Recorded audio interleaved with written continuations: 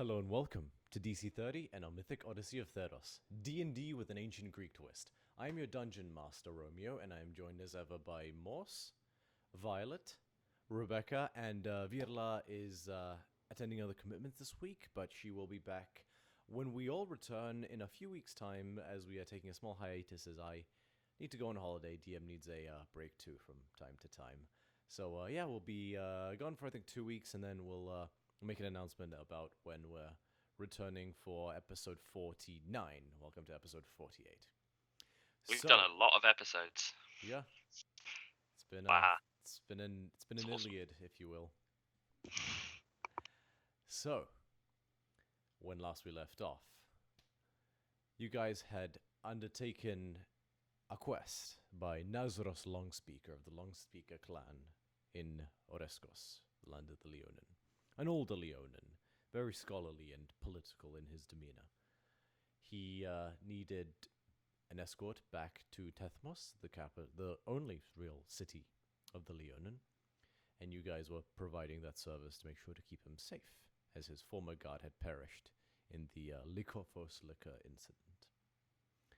You guys carted him, upon chariots he had rented, you guys were able to, in good time, travel across the hinterlands of the Ferris Badlands and the Arathi.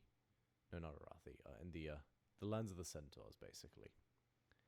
And after a few different encounters, one of which being slightly spectral, where Hilira got possessed by a ghost seeking to free himself of his curse set upon him by a dryad. But you guys were able to leave a reasonable enough offering to a altar of Nelia and perform a good enough ritual in honor of the goddess that allowed the dryad to free the trapped soul of his curse. And in gratitude, he left you his axe, whom he had haunted for so long. A vestige of his ethereal nature had been left within it. After that, you guys made good time, a brief battle with some centaurs, and you found yourselves at the base of the Katacthon Mountains as the day was drawing to a close.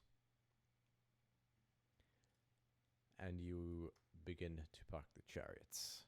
Now, bear with me 1 second. I just need to pull up a quick note that I actually forgot to open up. Sincerest apologies. Oh, just as a FYI, I believe Skotinos has the axe for the moment, but we can hand it back and forth as of with. I've put it in D&D Beyond now as well. It's called a felling great axe.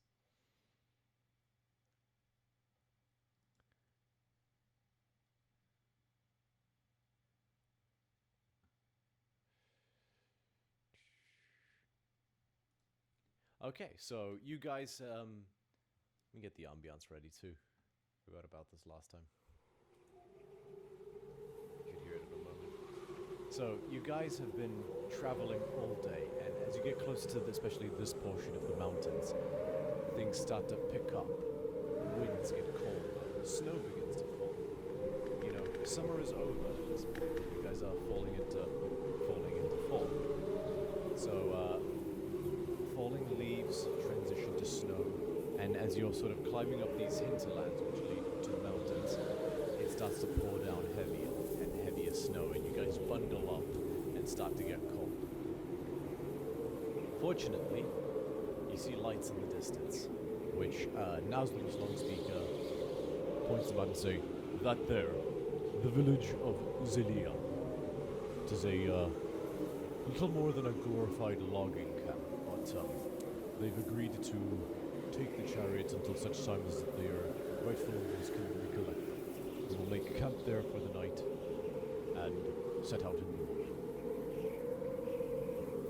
So you keep winding down the road, and bit by bit, the lights become brighter and brighter, and before long, you guys pull up. Now, the village in and of itself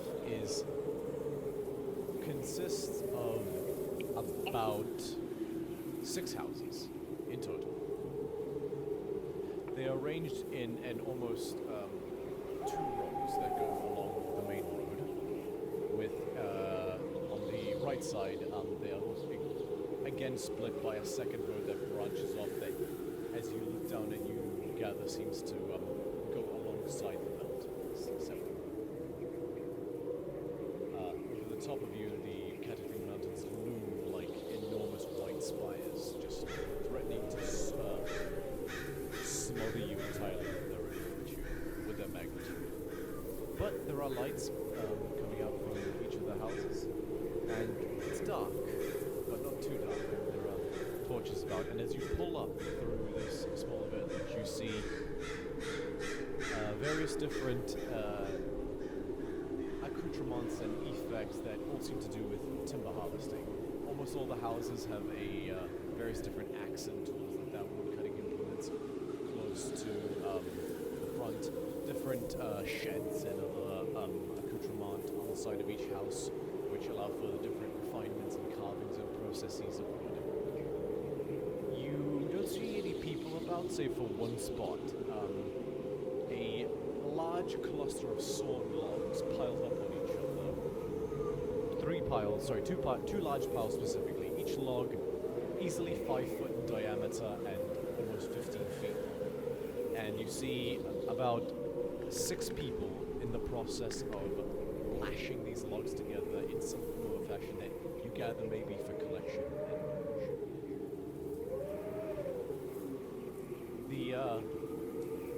and a man seems to be directing them, a much larger man, human clearly, but a large, almost hulking man, big, bulging bicep muscles, serve to frame a large gut that hangs out in front of him. He's got a short but neatly kept beard and a big jolly face. It's like a muscly Santa Clausy lumberjack figure with a small, thick linen cap. He seems to be directing them, but as you guys, as this group hears the horses, they turn and see you guys, and this large gentleman with a noble look on his face walks up to you guys. Basically sets his axe down and walks up to you guys. Well met, folks. You must be Nazros and your companions. Scotinus will kind of like glance to everyone else, surprised that someone this late in the evening has so much energy while not also having a drink in his hand.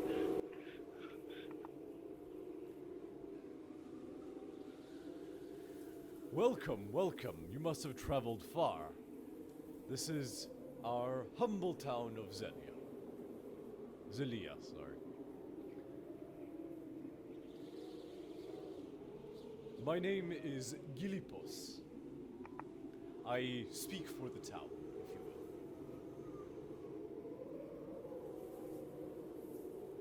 will. I take it that means you're the one that will be assuring our horses will be well taken care of.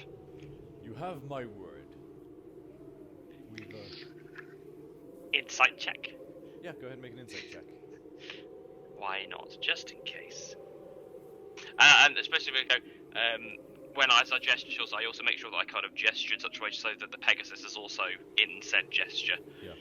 Question, I turned down the winds slightly because they were like too loud for me. How are they to you guys at this moment? Well, we can adjust them ourselves manually, so okay. It's fine for us. Yeah, you can each person. It's because it's just one soundscape, so anyone can choose their own volume for it. Cool. Insight. First roll of the night, and it's a 20, so 23. Nice. You get the sense that this is, in a good way, a very simple man. Hides very little, boisterous and joyful personality with little underneath. He fully believes what he's saying, and you get the sense that he is very much confident in his assurance that he will keep your horses safe. Keep the horses safe. Cool. Which says Scotinus will at this Who was leading the horse? Who was riding the horses So at this you point? are in one chariot with Hilira, who is driving it. Cool.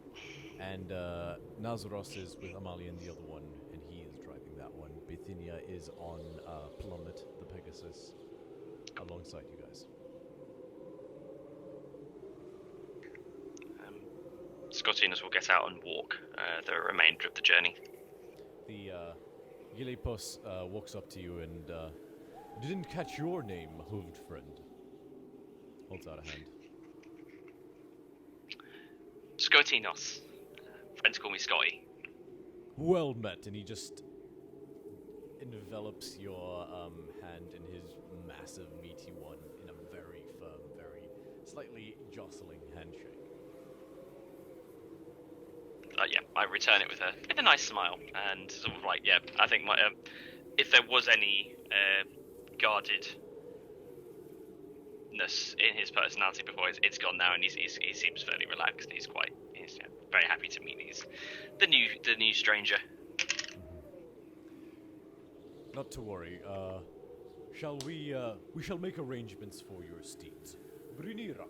And he turns to one of the other lumberjacks, basically, and you see a older woman.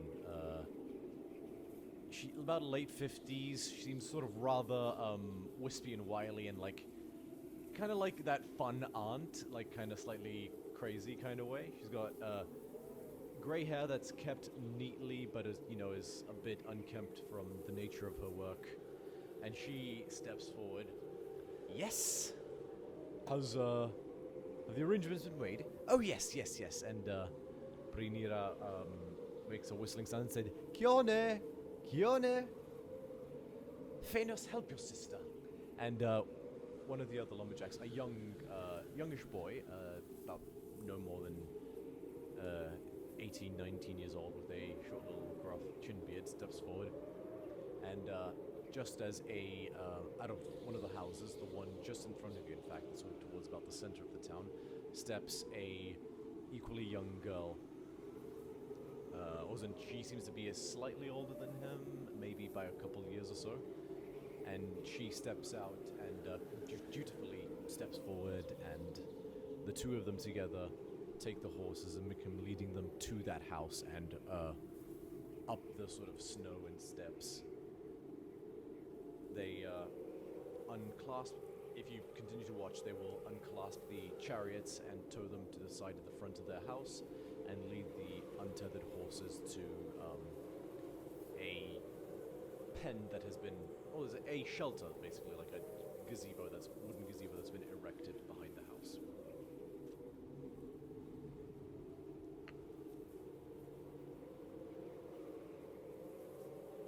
So, I'm just going to maneuver some things. Okay.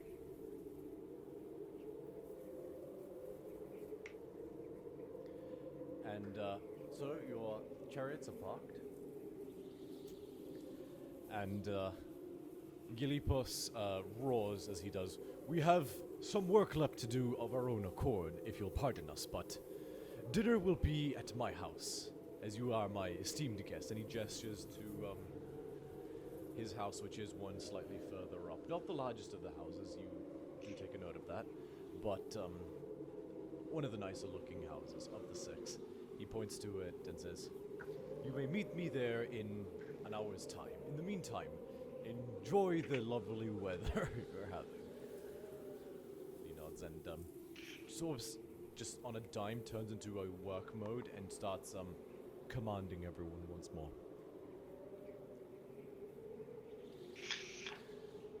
What did he mention what work he was ending up doing?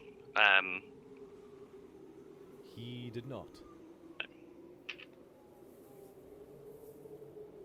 Fair enough. That the moment's probably part. Like, by the time he kind of goes like, Scotinus thinks about. Oh, maybe I should have asked, but then forgets about it. Well, he's still there. They're all basically. They seem to be returned to being at these logs and finishing fastening them up.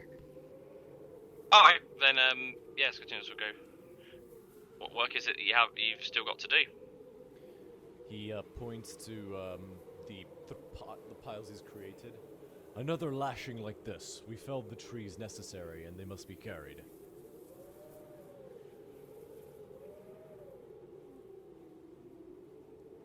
The axe would help with that. No, the axe is just if they need to fell the trees, it wouldn't help.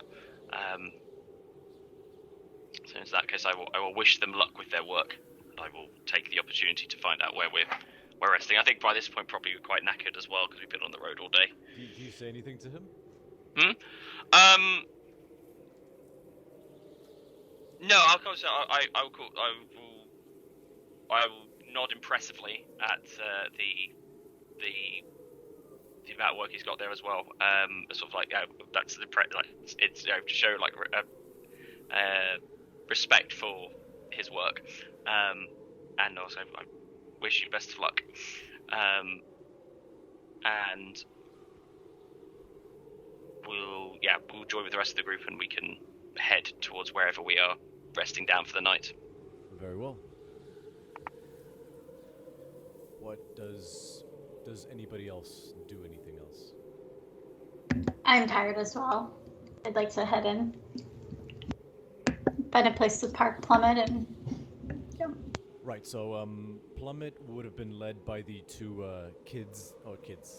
young people that you met that came to take the horses on the chariots as well, and they okay. if you go with them, they'll pull all the animals up to a tent-like wooden gazebo thing that they've set up, which will shelter them from the weather, and they begin pulling out these large furs that they seem to have prepared, like almost like big shag carpets, and then they drape them over the animals to help keep them warm. You guys do start to feel the wind prick a bit as well. Unnaturally so, or just because of where we are? Because we're kind of exposed. You take in the winter wonderland around you, and you're like, ah, how pretty. Oh my god, I just realized how cold I am. I'll waste no time getting in somewhere cold, staying somewhere warm then. Nazaros, as he approaches you all, sort of shivering himself, says, have you all warm clothing for the mountain climb?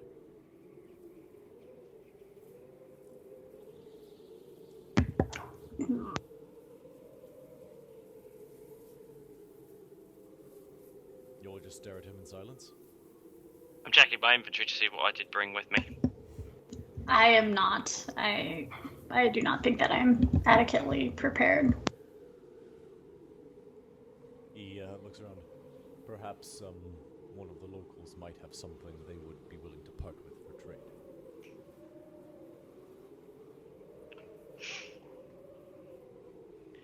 Yes, that would be a wise call, I think, to do this now. I am going to go for a small walk, taking the scenery. I shan't stray too far from the village, so I needn't be accompanied for such an act. I shall see you all at the appropriate house for dinner.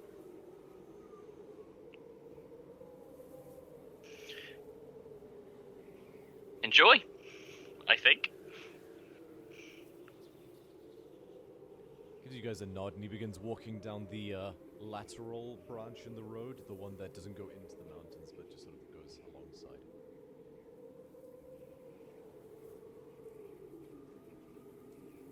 I suppose we'd best try and see if there is some kind of market or stall. If any of them are open at this point as well. Make a perception check.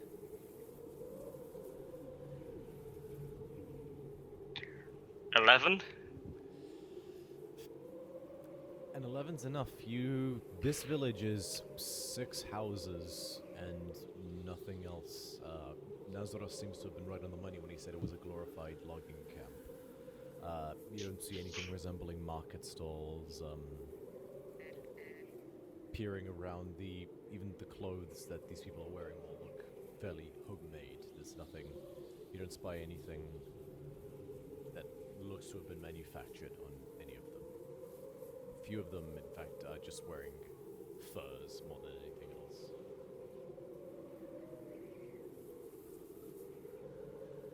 but they do all seem to be dressed warmly, so they seem to have gotten those clothes from somewhere.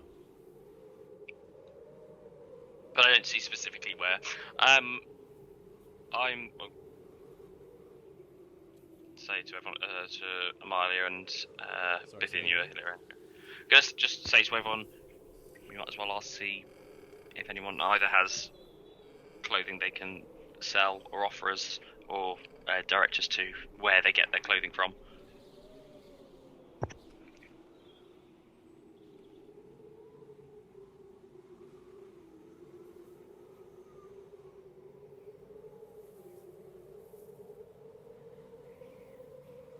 Yes?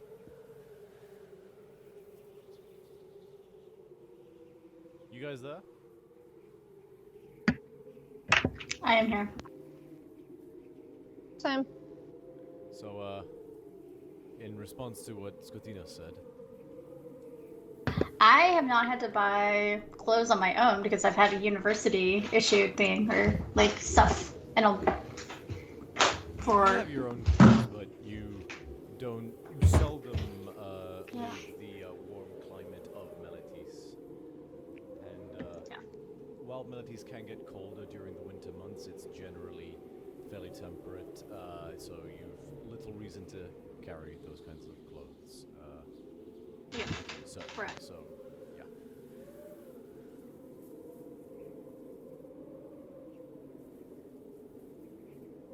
Well, I'm excited for a shopping trip if we can find adequate stuff for all of us. The only people I can think is that those people over there might be able to direct us in the right way, or to somewhere, or we can see if we can buy them clothes off them. Sorry, quick retcon just because I looked at my notes wrong. The house that Gilipos pointed you is actually one at the sort of start of the village, not the end. Okay. Sorry, that's an Still good. You guys, basically just to describe, you guys are standing at a tri-roads. I don't think it counts as a crossroad. It's basically like a tri-road. There's two houses and one house where the branching road is. And there's a row of three houses on the other side as well. To the north is the mountains. And you guys basically are in the dead center of all of this.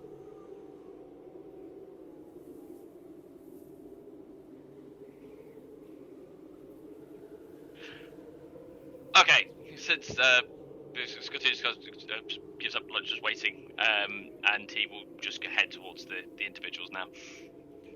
Okie dokie. So, as in the people who are doing the work? Yes. So they're heading down the same road Nazaros was. You could catch up to them. It would be about like 100 Yeah, feet spread. that's it. So after waiting for a response, I give up and I'm just gonna chase them down and Okay, go. easy enough. You flag them over. Yep. Gilipos turns, sees you, slightly surprised, gestures something to the others who keep walking, and he sort of just remains stood there, and says, "What is it, Skotinos?" It's a quick one actually. Was wondering if you have a market or stall, or if you could direct us to where we might be able to acquire, and he kind of gestures to his own clothing, clothing for the colder climate. We have packed light. He sort of gives like a, "Huh! Smart move. You won't last long up there with that." Well, I could fancy try. I he could sort of, try and flicks- grow he out the flicks his fur a little scarf bit. and says, "It's pretty, but I question its insulation."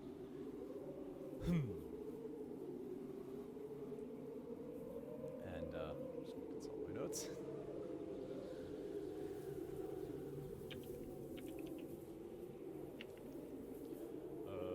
Terminos and a tall gentleman, not as muscular as Gilipos, but not far behind. Lean and just stone face, just short little beard, just. He turns to you guys. Gilipos turns to you guys again and says, "Terminos does most of the hunting here. Terminos, have you pelts you might be willing to part with. Temenos.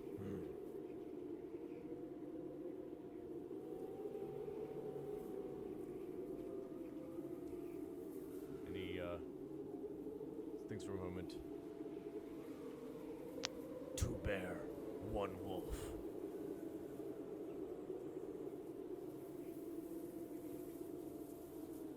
Will that be enough for all of us? I'm not very familiar with the how much fur each animal would give.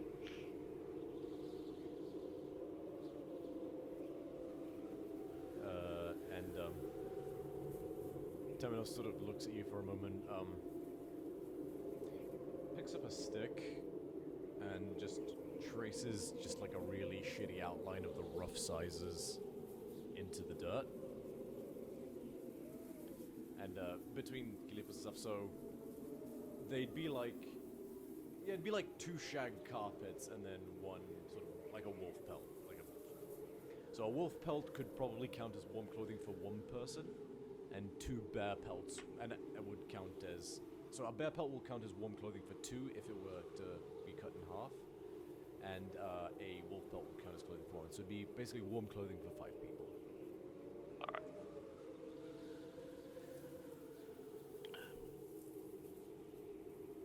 That would work. How much for the pelts and you know what? Do I feel like I'd have the skills required to convert said pelt into clothing sufficient enough for what we're trying to do? I guess it's just a case of just making sure you have the holes in the right place. Roll, I'm gonna say a survival check. Okay. 19 total. You get the sense that it is possible if you focus more on practicality as opposed to fashion.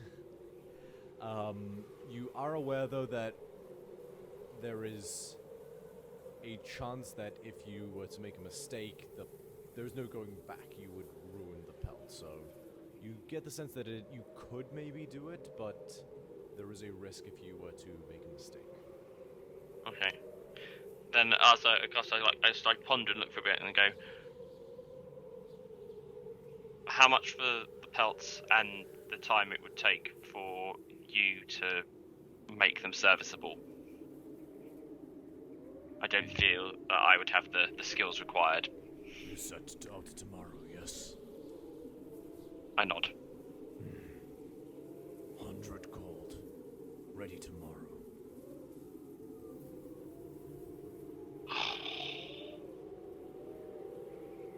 Oh god, that's a lot.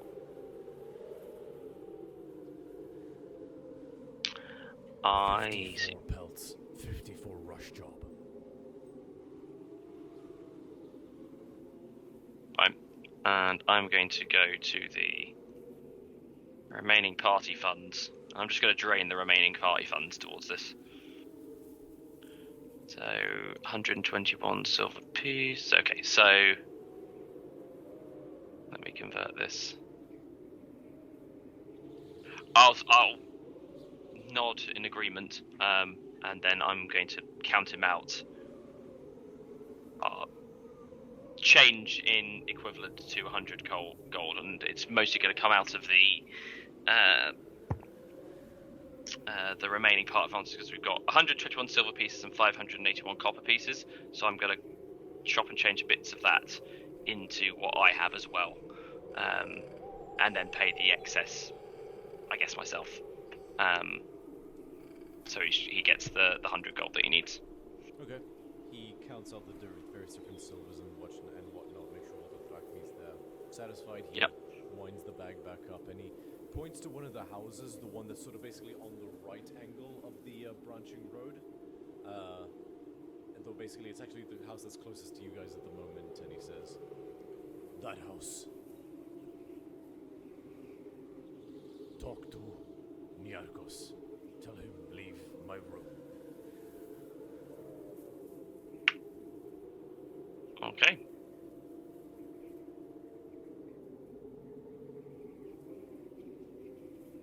But I turn to everyone else and smile and go, done. Now what? You still have the gold, by the way. Oh, so I have to take the... I'm taking the gold to that person there. Yeah, Okay, he's cool. not going to carry it on him while he's working. Fine, so- yes, then I will... Right, and... we will go there and deposit the coin. Just a silent nod and then gets back to his work. Yeah. Yep.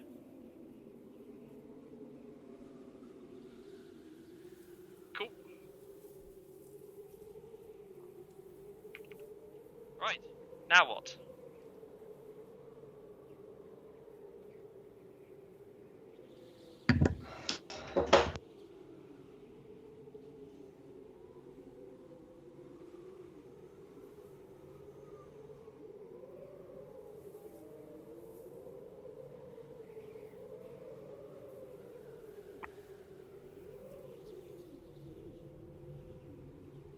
So are you back with the party now?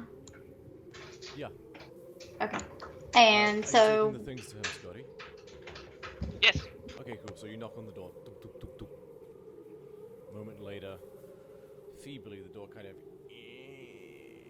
creaks open very slightly and then opens all the way, and you see a sort of timid, sickly man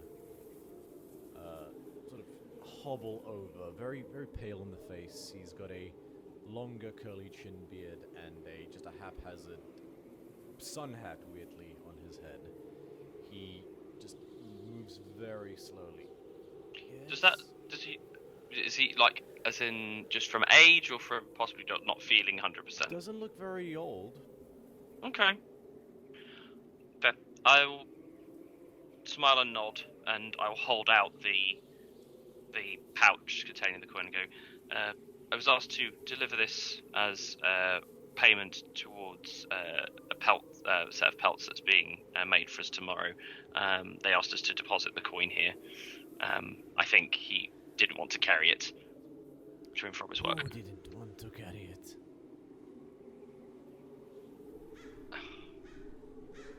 Did anyone else catch his name again? I did not. You guys are killing me.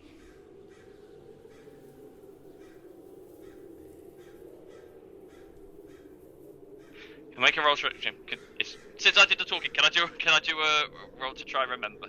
I'm just gonna say you remember it was Temenos, just to Temenos, yeah. Ah, yes, Temenos. Oh, very well. And he sort of buckles slightly under the weight of the coins and clasps them, and then sort of gingerly walks back into the house. As he does, he takes them, I'm going to place my hand on top of it and just say, thank you so much for your time. And I'd like to use one of my uses of Farrakha's Balm.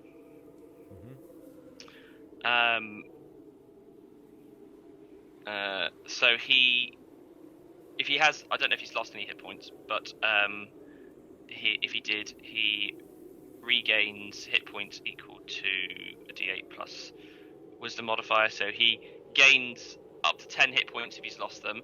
And I'd like to so you can cure a target of one disease or neutralize one poison affecting it. So I'd like to cure one disease that is on him. I just basically place it in there as well, smile.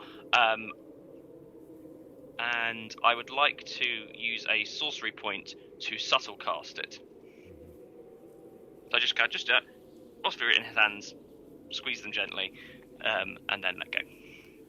He feels you do that, and he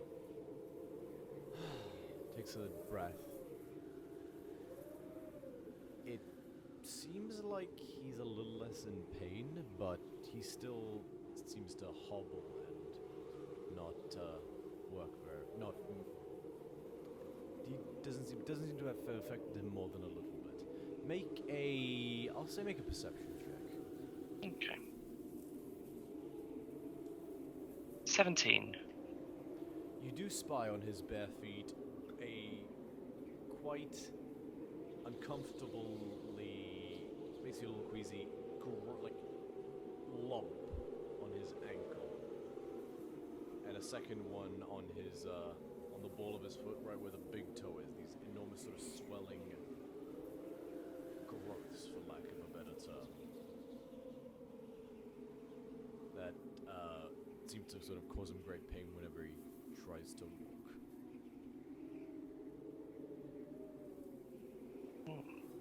I won't say anything. I don't draw attention to it myself. I'll kind of just like smile, nod, and let him go back in. But I am curious as to what on earth that could be. I'll let you make a medicine check.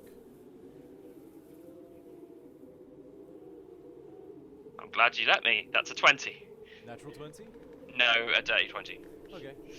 Fortunately, the textbooks that Penelope gave you to keep up your studies whilst you're away were covering similar things. We're covering this area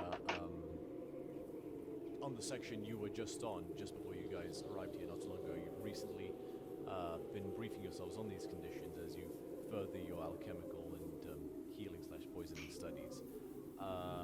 You've seen diagrams of such growths on sections talking about gout. Right, well. That is normal. Okay, well, there's not really a great deal I can do with that then, because anything I hear, he's going to bring that back. So, yeah, cool, that's fine. Kind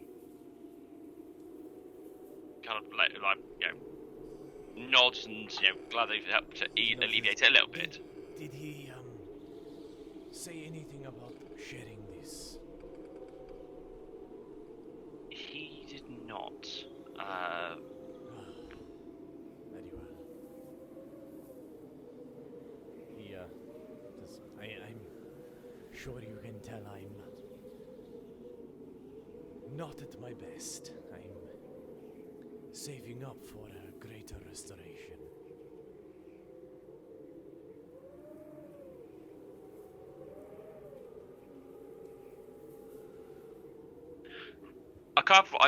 I'm kind of like, as he says that, I'm just going to kind of glance over to everyone else. Have any of us got that as a thing? Hilira thinks for a moment. Does she have that?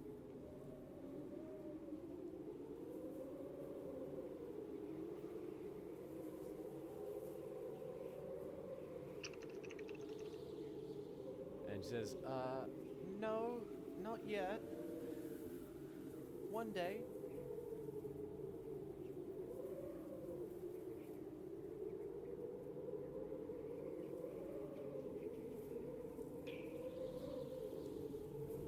I'll nod and go, well, if we'll be travelling back through this way when we have finished our task, if we're able to find some way to do so, then we will come back, but I do not know. I do not want to promise something I cannot be sure of. Thank you kindly, sir. I will take this now. And he shivers a little bit at the cold air being let in, and he sort of looks like he's waiting for an out to this. Yeah, cool. I'll go. Yeah. A good evening to you. And good evening. And he shuts the door.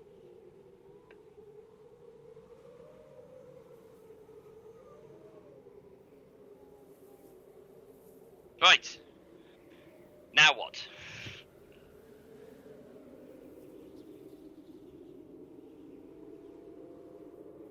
Is it bedtime yet?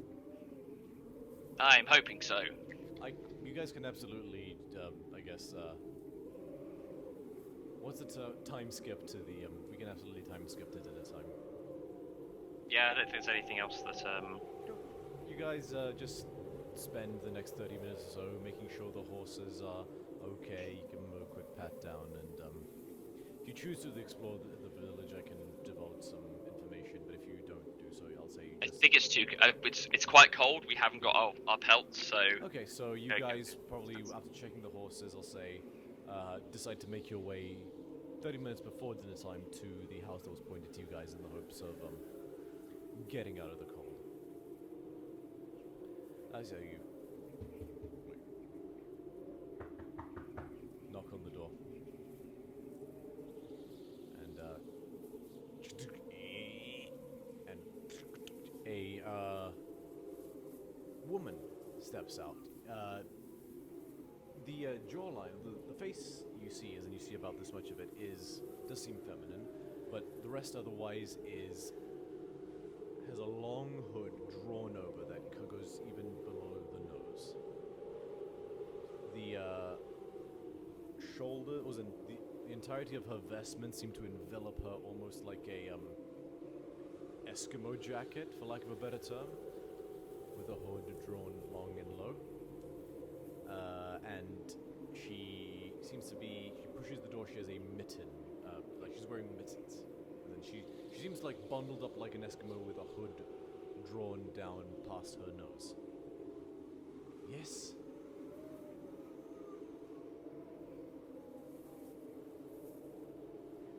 Good evening. We are with our ward, although I do not know if he's arrived here or not. Nazareth Longspeaker.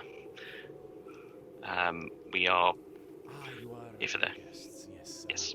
Please, come in. And she steps back and opens the door.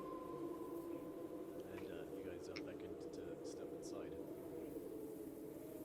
And you notice that this woman doesn't make any movement to shed any of her garbs and seems to be remained in this sort of bundled, almost nun-like garb that completely covers her. And she returns to step inside. You see a very cozy, rustic home. And they all are. Has a few things in common actually with the farmhouse you stayed in back with the whole giant situation, but this one seems to be a little smaller still. There's a couple benches that line around a fire pit in the middle of the room. And sat down at a chair on a table, you see a boy, maybe 14, 15, stupid smirk on his face in the process of peeling onions. Well, they're basically like shelling like shallots, basically, into a bin. And the woman returns to the kitchen area where she is busying herself with various different cookeries.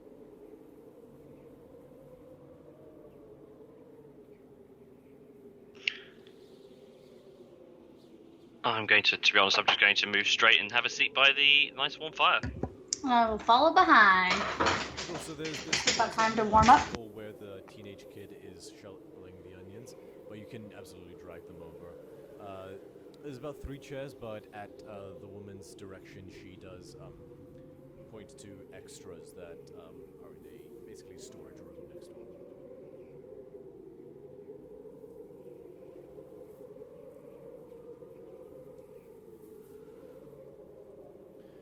I'm afraid we are limited on space, but we have made arrangements for extra beds in our spare room.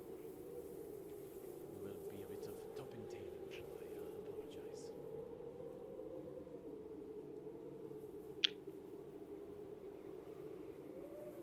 Skirtinus does not seem too fussed. She hobbles about, moves different pots back and forth, slams a big cauldron onto the fire finally, and starts tossing in the onions. She drops several through the clumsiness of her mitts, but then she picks them up again and tosses back everything into the pot. The teenage kid just...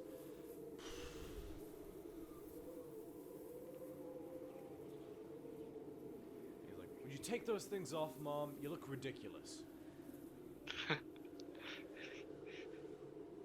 She swats him and not oblige. Leave them to their dispute. I'm gonna try and investigate the sleeping situation. Okay, it is cozy. It's maybe a 10 by 20 foot room. So you guys are gonna be sort of quite furs and other things have been laid out on the ground in a sort of like rumpus room type situation. It'll be warm, but it'll be intimate. The woman says, my sincerest apologies. This is everything we had. So Scotinos will just sprawl and go, it's gonna be great.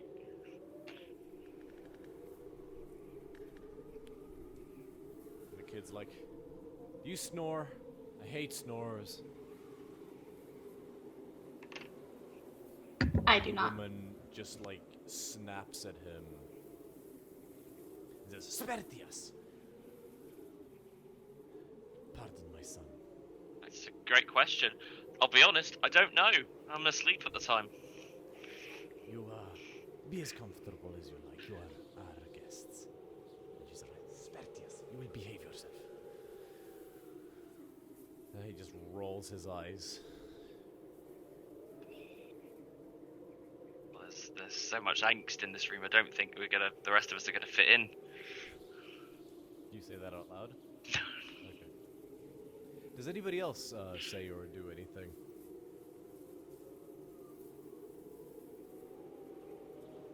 I live on my own, so I don't know if I snore or not. But I doubt that I do. The woman looks at you, Bithynia, and says, it is an honor to have an esteemed member of the Decati as our guest. Oh, the pleasure is mine. Thank you for your hospitality. She nods, and as she nods, her hood slips back slightly, and she hastily pulls it forward and sort of retreats into herself. All right.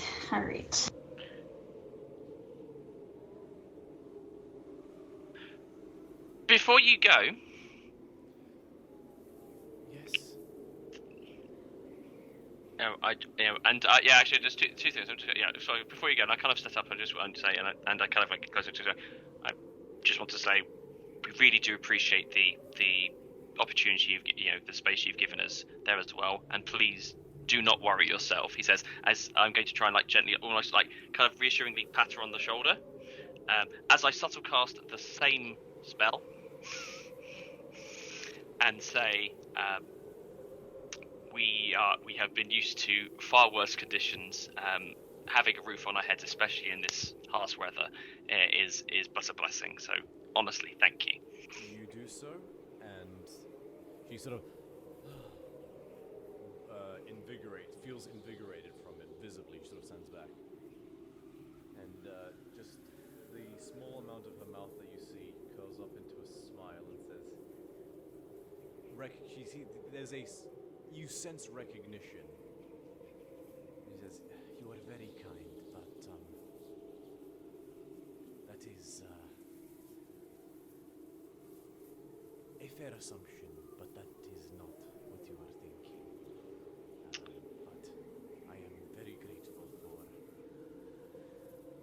Well, thoughtfulness. And she. I kind of like I'm debates kind for of a leaning down. moment. She seemed to mull it over for a moment, and she says, she sort of shakes her head, and she takes off her gloves and just casts them aside, and then just sort of flings off her robe thing and sort of Oh, hello. Here we go. rolls her shoulder, and she's dressed in a normal dress underneath. And you don't see any disease or anything that would suggest malady. But what does catch your eye is her appearance nonetheless. You see her skin is the first thing you notice. It is what you thought was a simple tan before was much sort of harsher and coarse, reminding you almost of sandstone in its texture. And then your eyes snap up, and her hair, where you would expect strands of hair, you see long, thin, crystalline shards of obsidian that go down her hair, almost like dreadlocks, but thinner and spiky, almost Sonic-like, but not quite. Her teeth, as she smiles at you guys, seem to be made out of a white opal. And her eyes, the irises, are a sort of golden geode tiger eye color. Do I recognize this as a returned? No, it is not a returned, most definitely. Okay. She says, forgive me, it is not always easy to find those who are understanding and those who would not show fear or hostility. I am Soraya.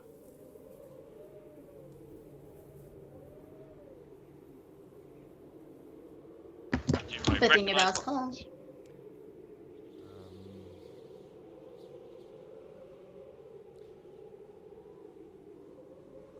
I will let anybody who wants to make a history check. A what? A history check.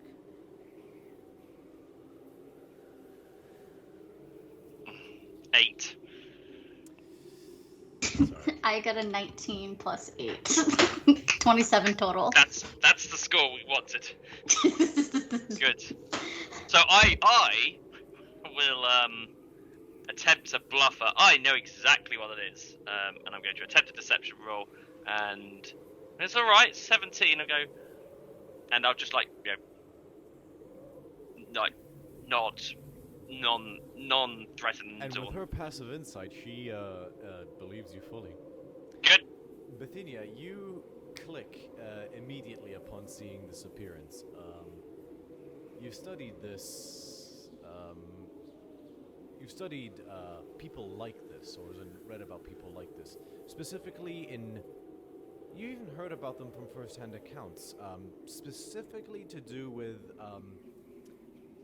recounts of about 30 or so years ago. During the Thero-Hasiran War, members, usually in higher ranking positions amongst the Hasiran invaders, some of them exhibited elemental qualities, and it was later discovered that these half-elemental beings were in a similar sort of union between the mortal and supernatural that half-nymphs exhibit. These Hasiran equivalents were the offspring of mortals and the disciples of Hasiran gods known as Jinn, or genies. Each offspring would have traits of their parent genie, which would ascribe to a specific element.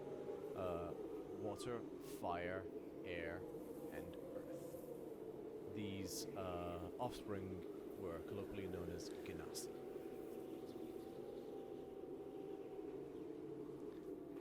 And judging by her rock-like appearance, it is fair to assume she is of the earth variety. And with a 27, I'll say as well that you recall the genies that are specifically of earth are known as Dao, as opposed to Jinn, Ifriti, or Marins.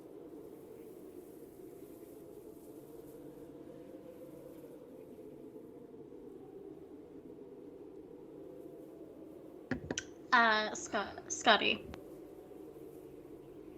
Hmm? Are you familiar with who or what this is? Sure, of course.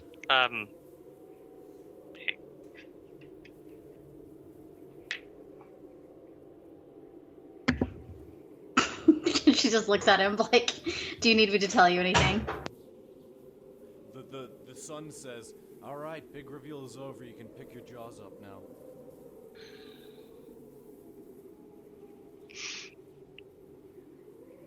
And the woman rolls her eyes and says, teenagers.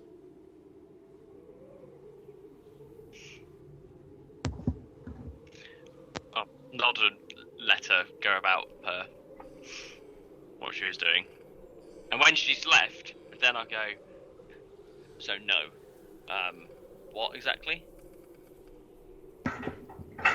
She's a Ganassi Earth, with the Earth variety. Yeah. Yes. Okay. Yes.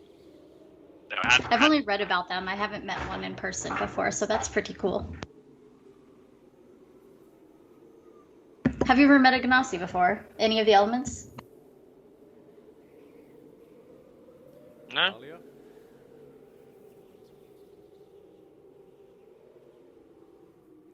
Yeah, I knew one once before. But, he unfortunately died.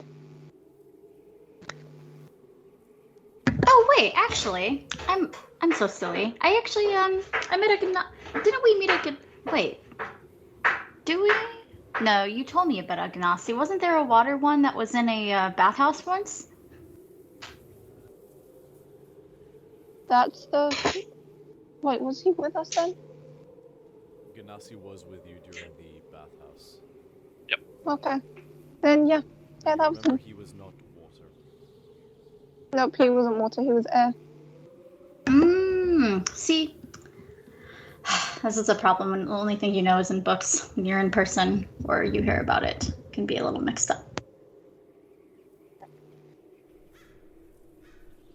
I don't think I've come across any before.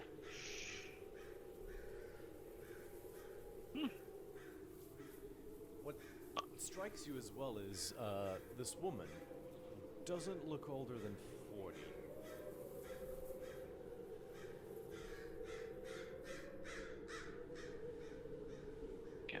They age well, I guess.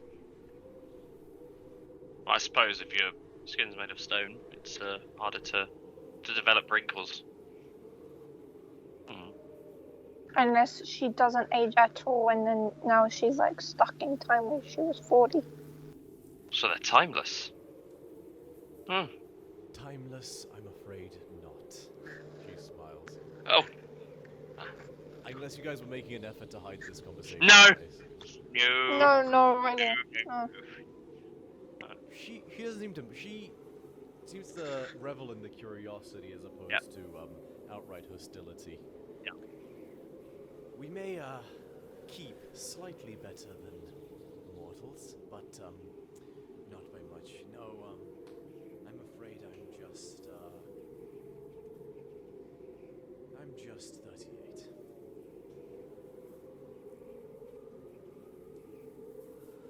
Wait, no, sorry, I read this wrong. I'm just 35.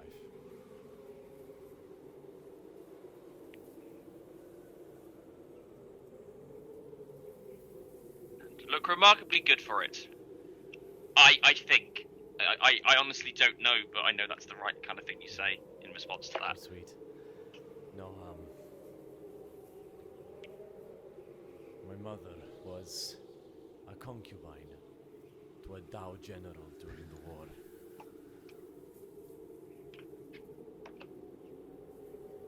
She abandoned me out of fear I might be discarded as an inconvenience.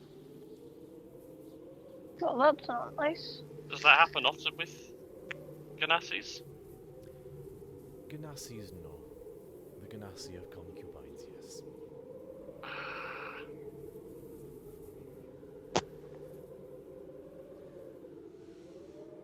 In truth, I have barely heard anything of my homeland in quite some time. I was 5 years old when I saw. Where was your homeland? I feel Theron far more Glacier by now. Oh, so you are from Hazira then? I was born on that soil, yes.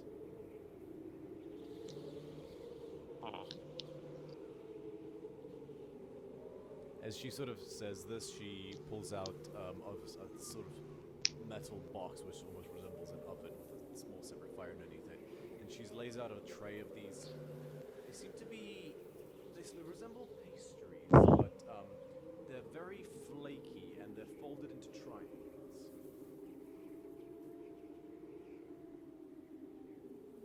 But I do still remember a few things.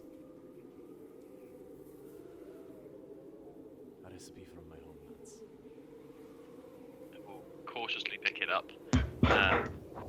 We're just getting all of the good food now. We got bananas, spiced bananas earlier, and now this, whatever it is. I shall try it. I shall try it. You bite into it and it's quite piping hot and savory, but it is very nice. Looking into it, you see and taste a smorgasbord of different legumes and bean-like paste, and you see different bits of onion, and you taste the onion, and it seems to be these folded pastry things seem to contain a blend of onions and legumes and different little potato-y bits, all mishmashed together. It's quite nice. And Soraya says, in where I come from, they are called samosas. I kind of like cradle it and sit down, and Yeah, with this cold, it is. it's really good. Yeah. And I go a little bit quiet because as I'm eating it, he's quietly. This being the first Hessiran that Scotinus has met, that he hasn't thought is immediately a dick, is reevaluating his blanket thought or opinion of the invaders, and is just sitting there and is thoughtfully munching, and has finally got quiet.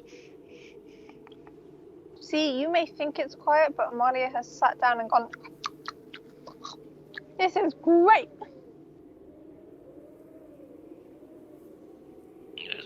You say you say the other one that travelled with you was also from Hazira. From what we knew, he didn't really talk about much, like where he was from, because we didn't actually know his name either. It said his name was Ganassi. He never gave us an actual name. Aha.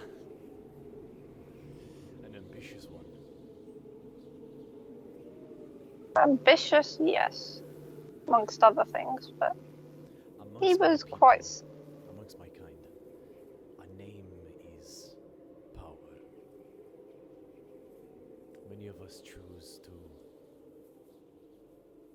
select a name that would imply importance, or wait for a name to find us.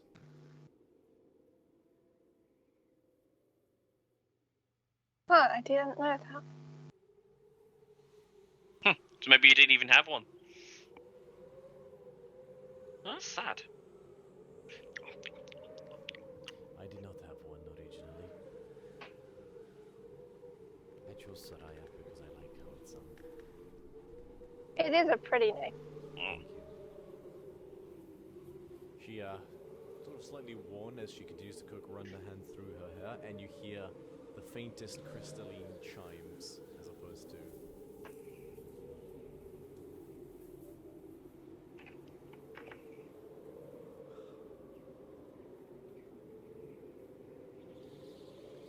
As you guys are all sat down, the kid who's now done shelling some things and is just picking up peel off the floor, just looks around at you guys, looks at you, Amalia.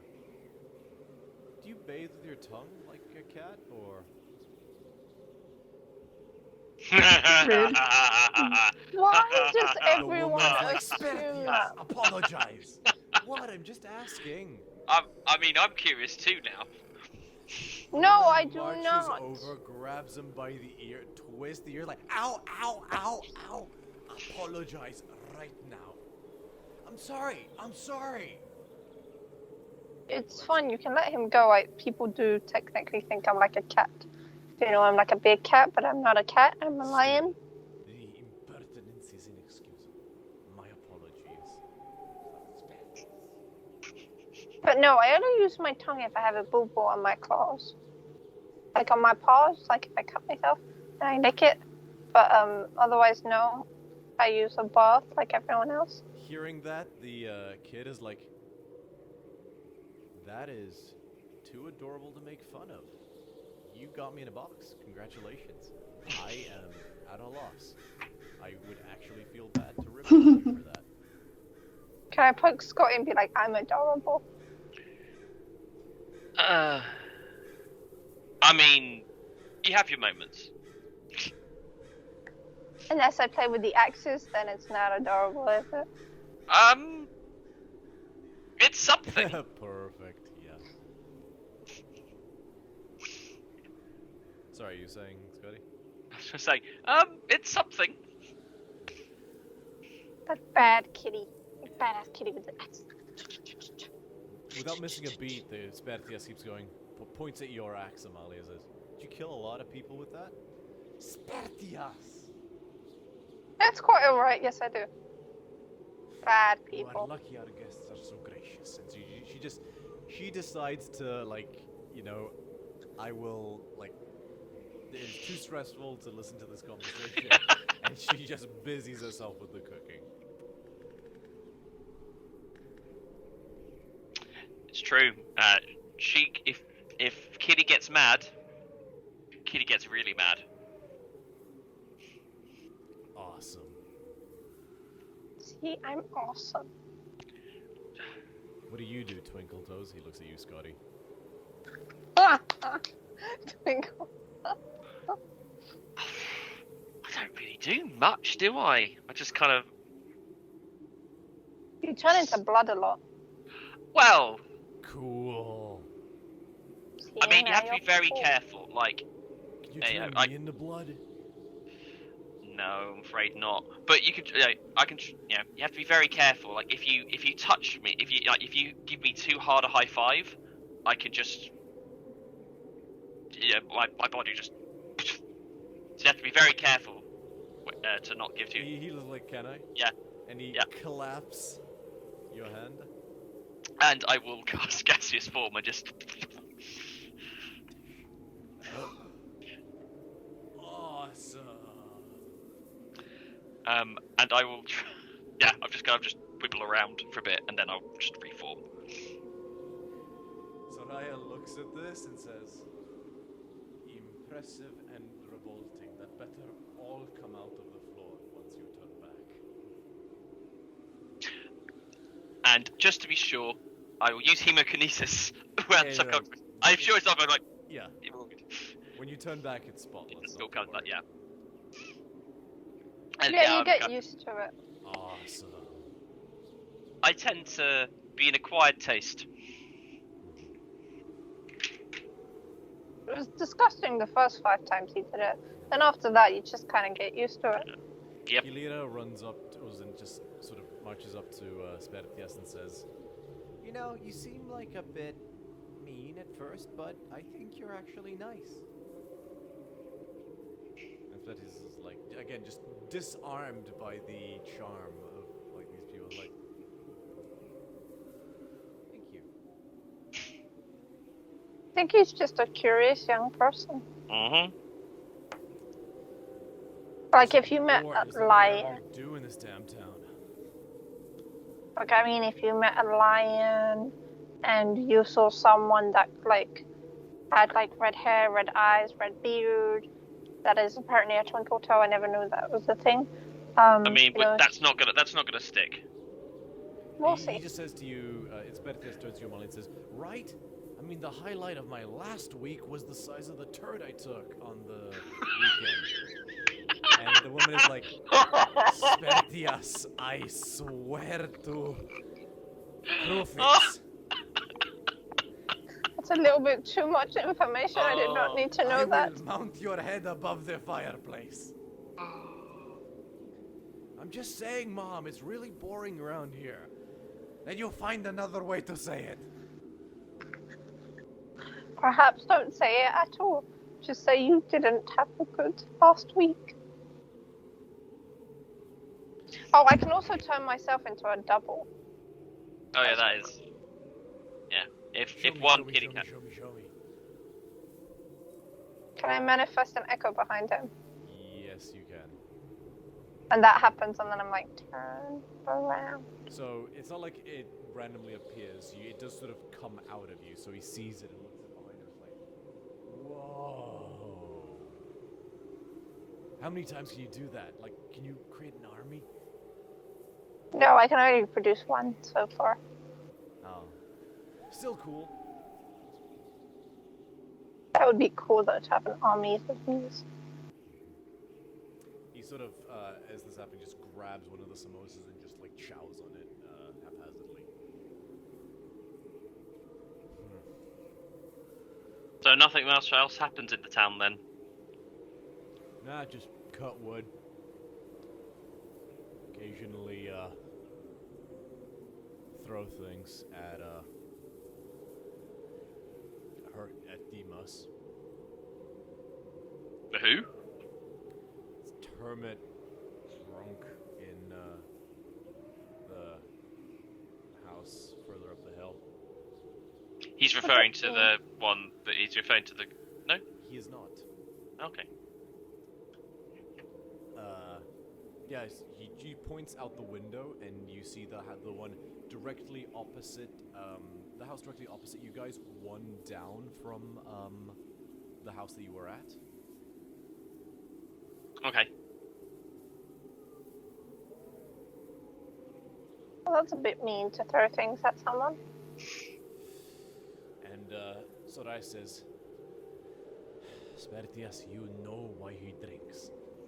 If I catch you throwing something at him ever again, I will flay you. Sorry to be a bit nosy, but why does he drink?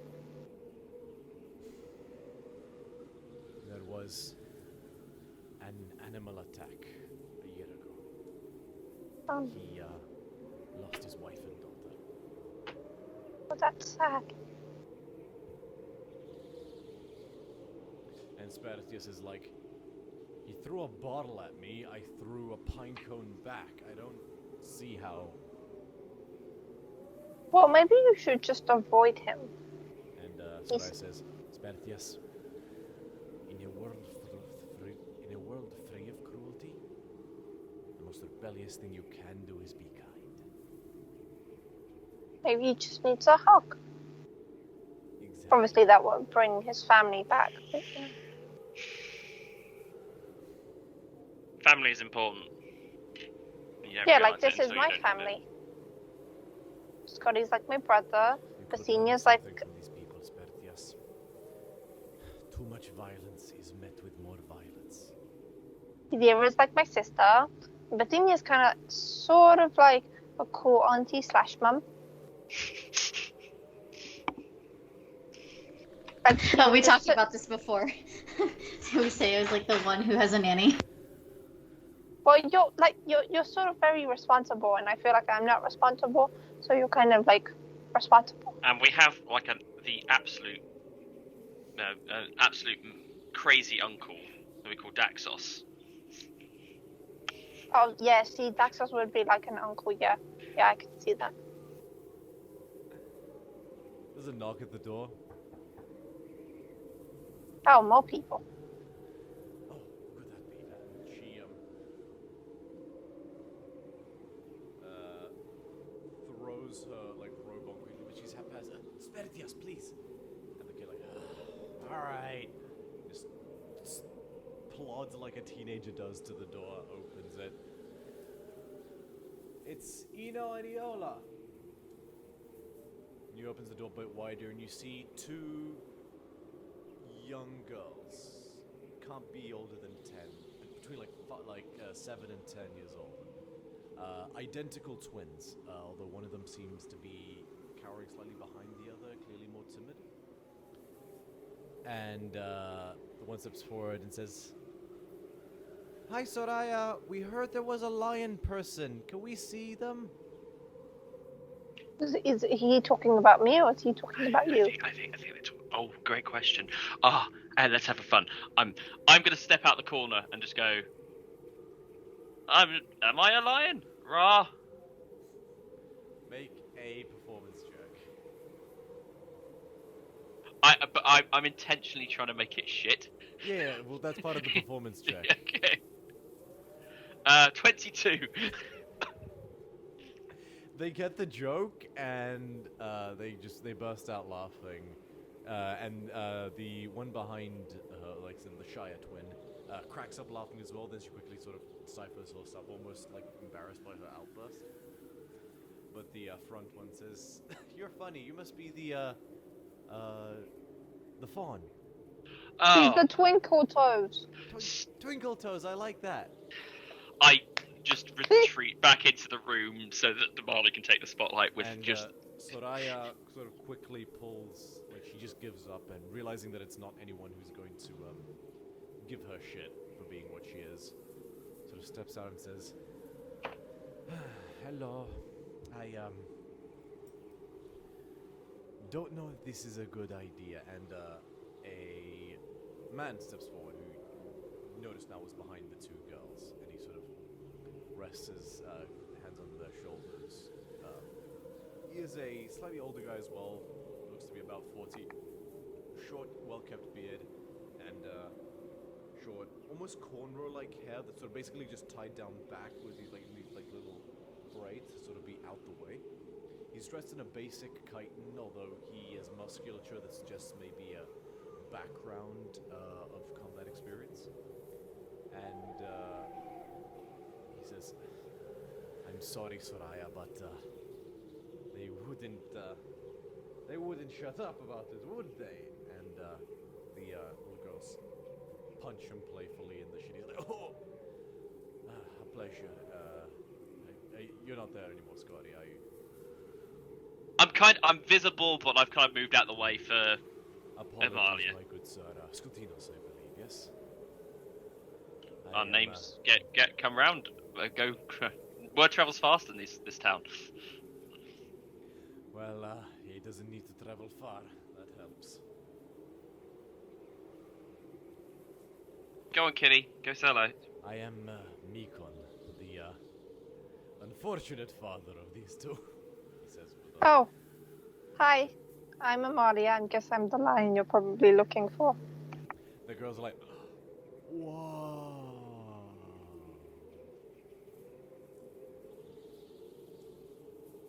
Hi. And they sort of like walk up and just like, and the father like grips their shoulders a bit tighter and says, "Remember?" He's like, "Can we please touch your fur?" Amalia like kneels down so like they can reach her, and then sure, go on. And they like just touch it. They're just like, I presume you've shed some of your plague at this point. Well, yeah, my helmet and Yeah. probably my chest plate are like. They like cup your cheek and like they start scratching you behind the cheeks like you would a cat. Yeah, first time. It's so soft. And Mikon is just like, "Oh my god. Like, kill me now."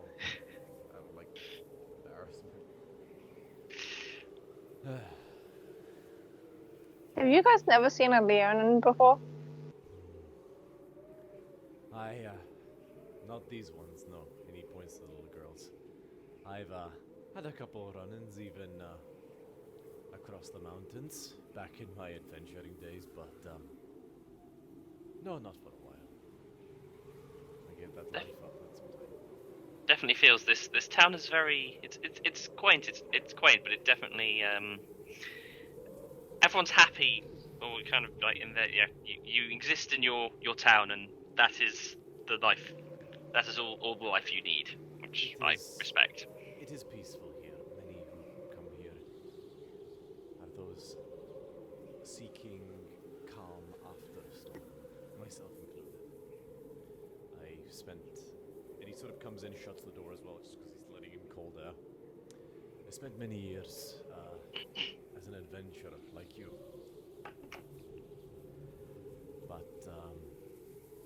things changed. I checked to see if he's got any like knee pads or knee injuries. Make an insight check. Or I guess perception check, sorry. Make a perception check.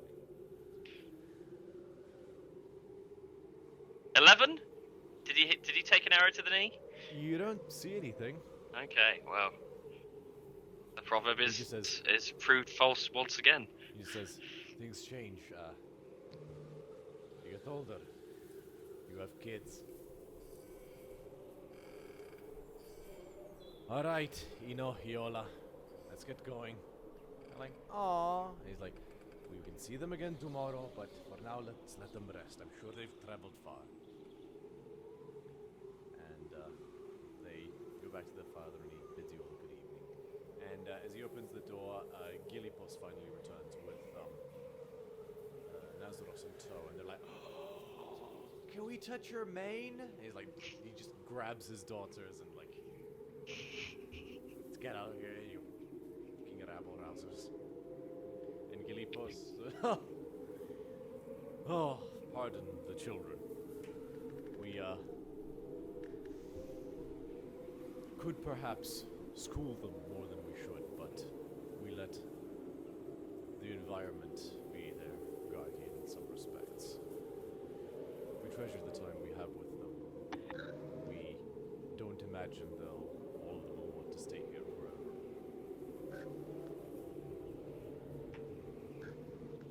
He nods and sits down, basically removes his furs, and yeah, you see that sort of pot-bellied musculature. And he just grabs two mimosas at the same time and puts both of them into his whole mouth in one bite. And he's like, oh, so good. And the kid's like, Dad, I have got news for you about this new thing called chewing.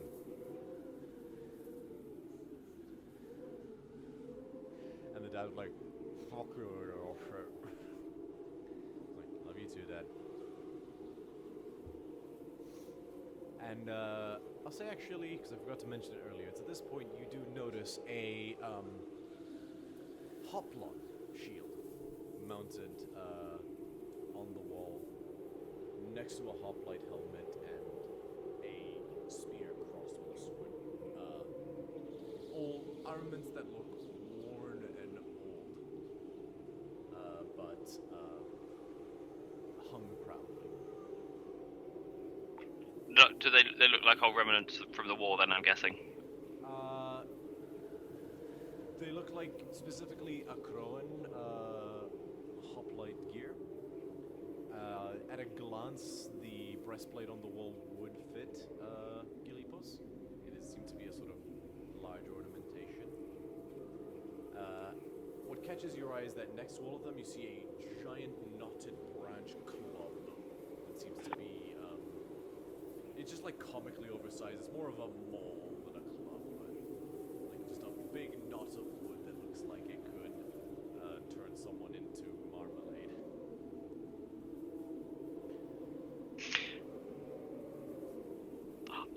My eyes definitely like flick a couple of times to the weaponry, and then the mother actually with almost like almost perplexed, but then kind of just shrug in understanding and continue eating.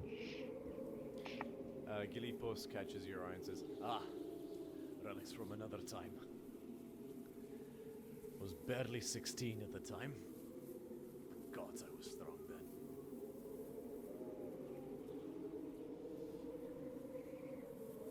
It's kept well for the weapon. Unfortunately, yes. That's what happens when you don't use them for a decade. Or more. But no, I'm happy. My fighting days are behind me. And, truth be told, he looks at Soraya. No glory of war would be a replacement.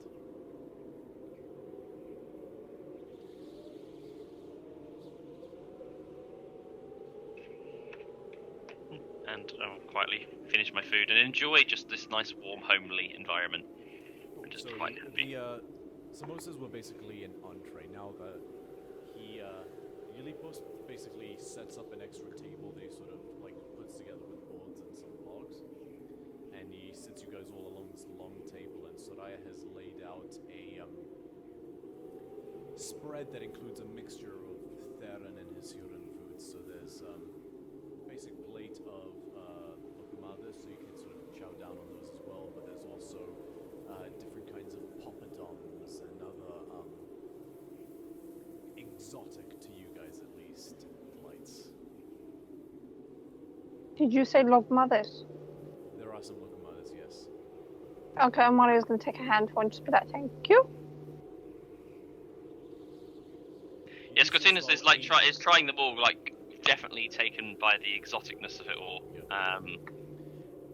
Scotinos, you are presented with a spread that includes a pile of these little white seed-like granules, but as you pick one up, it seems to almost have the texture of a cooked potato.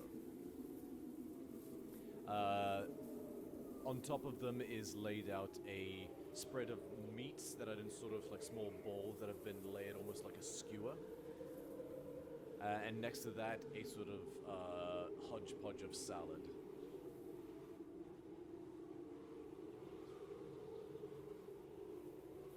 Yeah. I'll go back to eating it, enjoying it, Yeah. reflecting on his own misguided prejudices, and just quietly eats. The white granule things are interesting and tasty. They almost remind you of tiny shreds of cooked potato, but not quite. Bithynia, you've seen these once or twice and actually had them at certain specific dinners with Hasiran officials that may have been in Melatis once or twice. This is rice.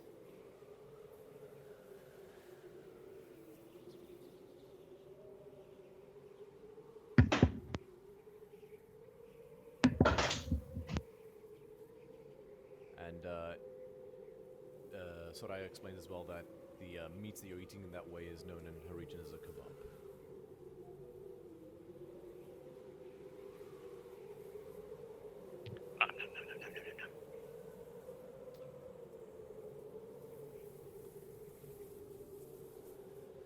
But yeah, a good meal is had. Does anyone wish to do or say anything else? I just want to thank you guys for your hospitality. It's really nice. It is our pleasure. We are grateful ourselves for the monetary compensation for the keeping of the horses. And he gives a nod to Nazaros, and Nazaros gives a nod to him back as well. And Gilipos at this point pulls out a bar that looks like one of the platinum bars that Nazaros has shown you guys as well. This will let us perhaps expand our work here and maybe make this a real place to call home.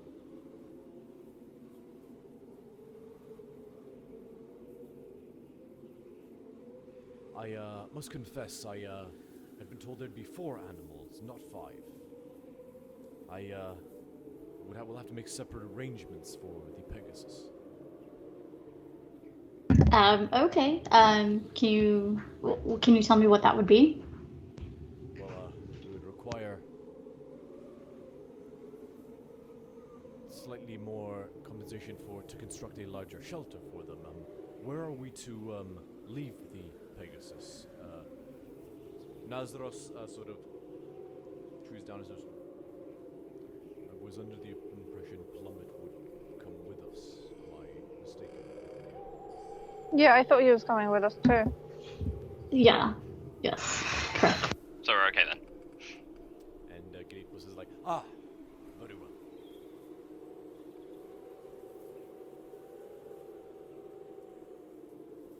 Yeah, he keeps chewing on him. Looks at you, Scotty, and says, been a while since I saw one from the Vale. Well, here's Plummet. Yes. kind of new to me and the party, but we're pretty good.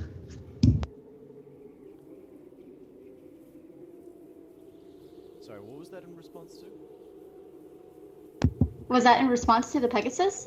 No, he was talking to Scott. He says, one from the Vale, meaning the Scholar Vale, where satyrs are from, a specific valley. Gilipos just laughs at the misunderstanding. That's right. Well, Perhaps I shouldn't talk with my mouth full. Swallows and says, it has been some time since I have seen one from the Vale. Well, it's been a while since I've been back to the Vale myself. I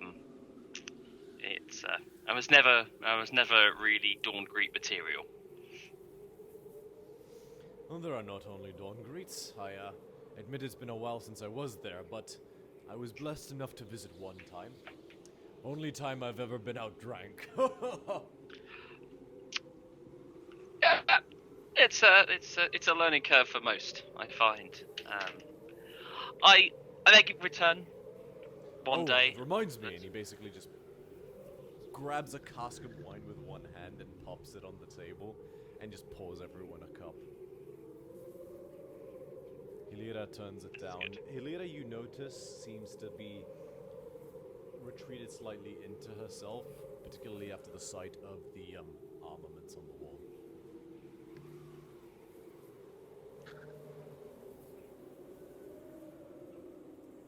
Should I go up to Hilira and like just sit by her and just like look at her, poke her, be like, "You okay?" Yeah, I just... What if he knows something? What if he recognizes me? Do you want to go outside and talk?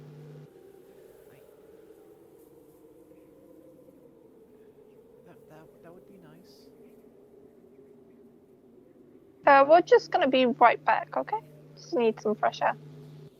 And Glipos and Soraya is like, bundle up, the temperatures are worse, I'm afraid, at night.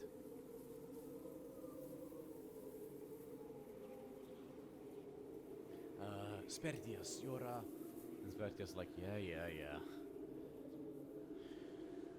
And he comes back and he comes back out of his room and he's got this heavy wool green cloak that he hands to Hilira and says, alright, don't get it wrinkled. And she's like, I won't. And the second Spertias turns, she like crinkles it with her hands. But you guys step out and Amalia, your armor and fur is helping, so but it won't hold out forever. Hilira is bundled up in the warm clothes.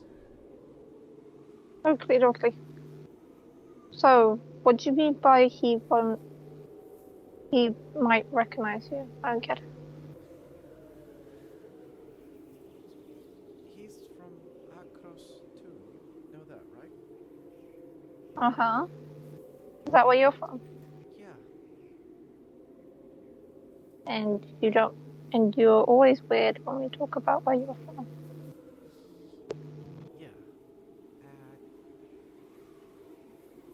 Did you run away from home? No. Okay, I'm going to take that as a yes because where we're going is where I ran away. So I kind of. Look, I don't want to get into it right now. It's important to me that I not be recognized. Okay. Well, if you want, we can disguise you slightly. Look, And if he did recognize you, he would have said something by now. I know.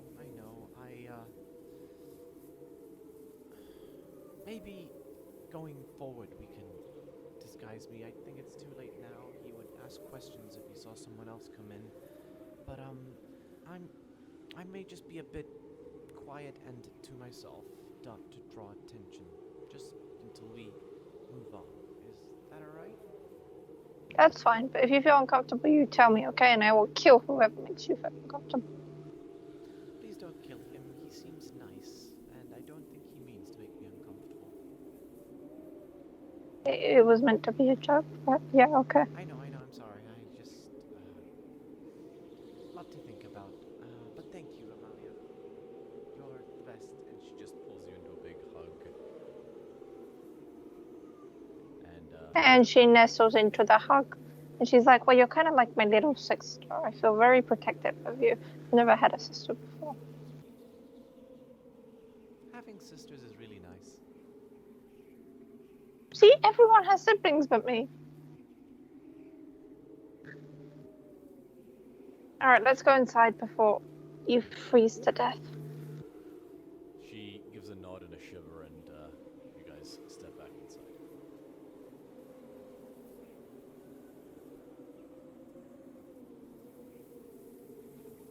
I think by the time you come back in, half the wine is already drunk. Yes. And That makes sense. I am attempting some rendition of a Scola Fail ditty, but it's very off.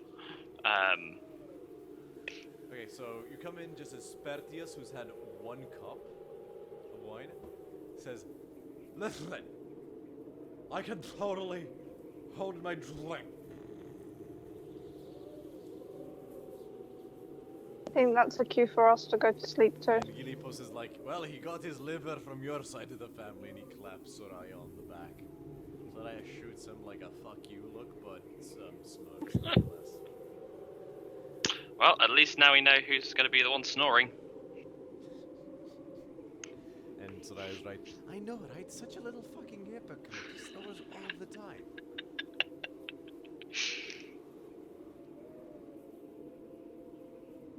Yes, with that, Scotinus will excuse himself.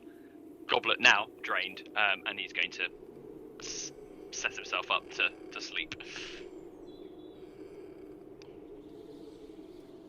Very well. Does anybody wish to do anything else? No. I'm good. Okay. I will say that you guys are all introduced into your sleeping arrangements, and after a bit of deliberating, manage to sort of top and tail it. You guys are sort of nestled into each other like in a spoon train for lack of space. But with two Leonin, it is quite cozy. Bithynia, Couplet manages to sort of swoop over and then does the little cat scarf thing on your neck. Finally, some warmth for both of us. Yep. And in this rustic but cozy, cramped but sweet abode, you guys, bellies full of wine, most of you at least, find yourself drifting off surprisingly easily. I think the last thing that kind of, as we're kind of going off sleep, like I don't know what the kind of the layout is, but I imagine I'm probably kind of either one end, but if Amalia's probably kind of one in from wherever he is, and Scotinus will just like still lying with his eyes open go, Amalia. Mm-hmm.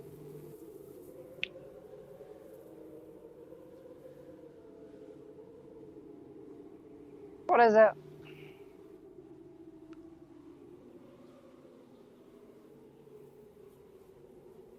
Nothing.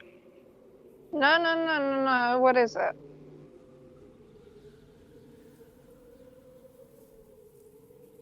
Did you know anyone from the war? What war? The war.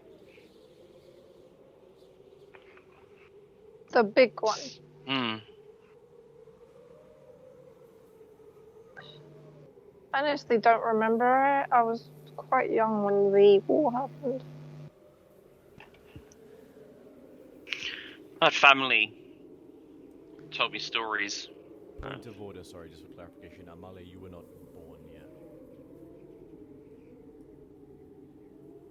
It's many moons ago. My family that tells me stories of those they knew. Well, they weren't. I don't think they took part, but they knew those that did.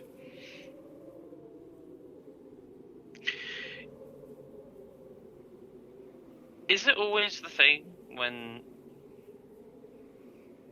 you're fighting someone that you make out the enemy to be something they're not?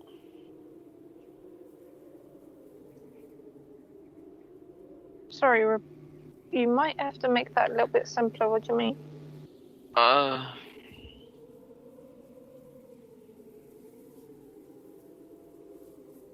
Were the Hyserians as bad as everyone keeps saying they were?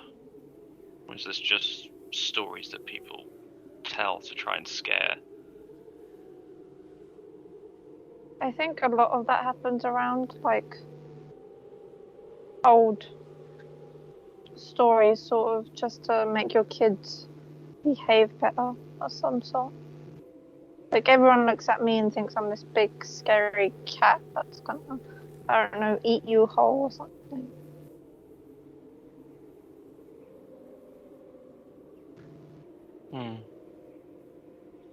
But the first time I met you, I was fine with you. It's just, you used to turn into blood and that was disgusting. But I got used to it after a while. But you didn't make you didn't make decisions just because of who I was. You got to know me, and then you decided. Yeah, and then I decided I liked you and I wanted to keep you. And now I've kept you, like a brother. And if anyone says anything about you, I will beat them to a pulp. You just say the word, and I'll do it. He opens his mouth as if to say something else, closes it, shakes his head, and still kind of, because I imagine the kind of like top and tails were like he's Scotunus kind of just like speaking, and he'll just go, "Good night." Good night, Scotty. I love you. Love you too. And I'll stay awake for another like 30 minutes or so, just thinking, and then I will go to sleep. Very well.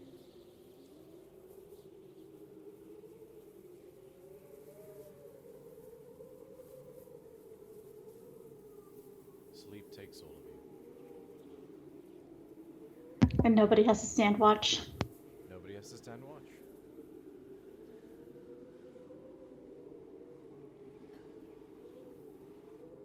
You guys are awoken in the middle of night. Barely What an the hour hell? later, by a blood-curdling scream that sounds What? far away, but is loud enough to wake you all.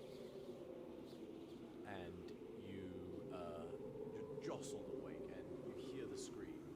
Ah! It's not a short one. It's a good 5 seconds.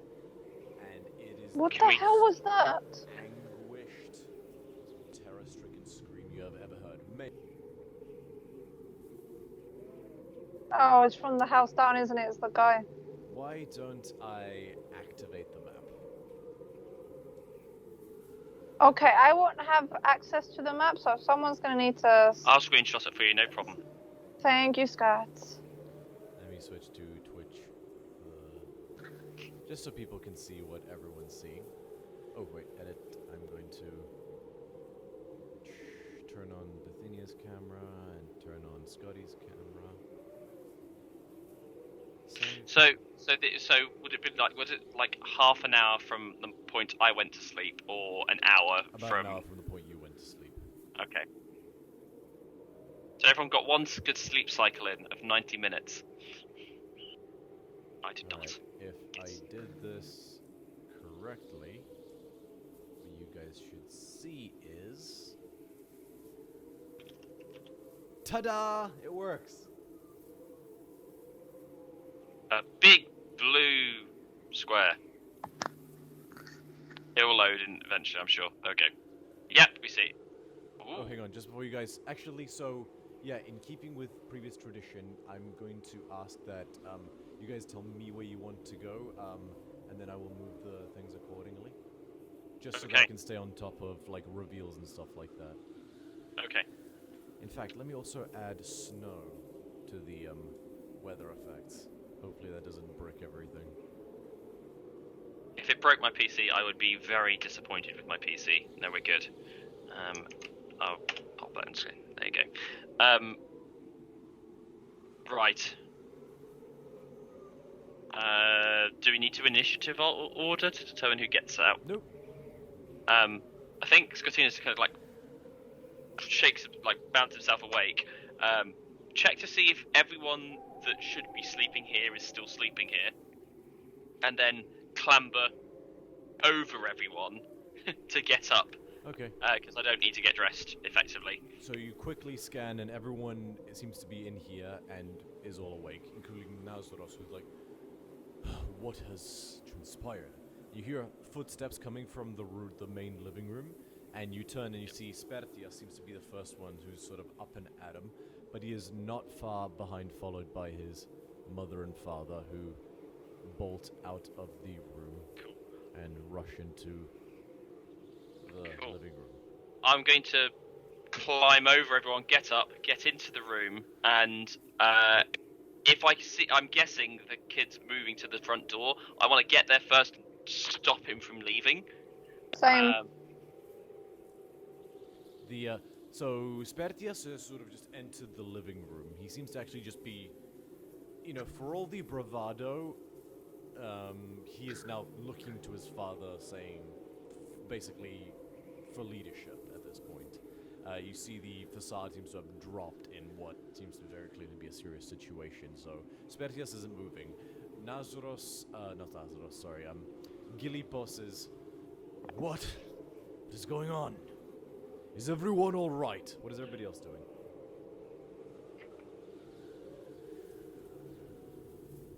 Alright, by this time I'm at the door, probably looking out from it slowly. So, bear in mind, Amalia, you are not currently wearing your armor, because you can't That is sleep fine. in armor. If you wish to put it on, it will take you about 10 minutes.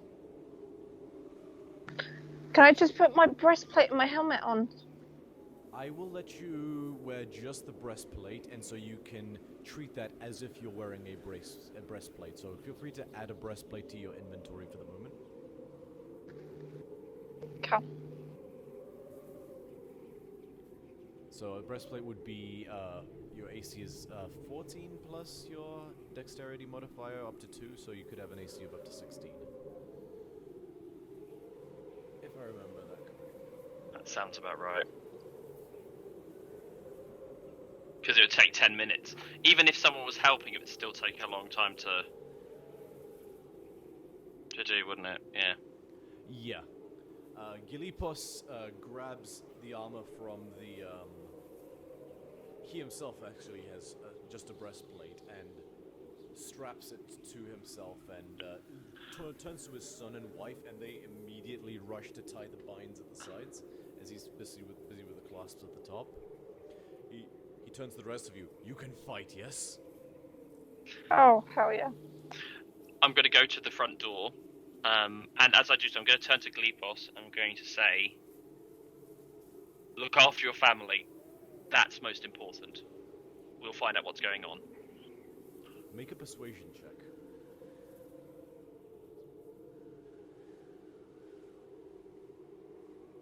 $13? He doesn't seem upset or anything. He smiles at you and says, you are a thoughtful one, with a strong heart, but this is my town. They're all my family. He turns to his wife and gives her a nod, and she nods, grabs the spear off the wall, and just stands at the ready. Turns to his son. Spertius also grabs the short sword. They basically just grab the two remaining weapons and just stand at the ready. Nazaros stands forward and says, I will just get in the way. I will remain with them, and we will secure this place. And he takes out his walking stick, basically, but the one you've watched him beat a couple people to death with. And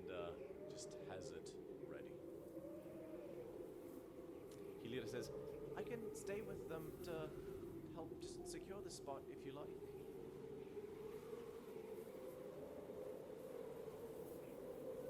Scotinus not. To be honest, Scotinus has already gone to the door. And she says, shout if you need me. Okay, so Gilipos is running to the front door. Who is following? Scotinus.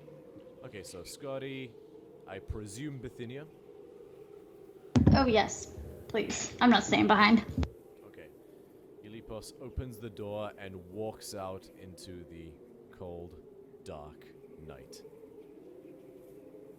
So Scotty, as I'm sure you're aware, you can't actually see shit right now. So I just need you to be aware of that.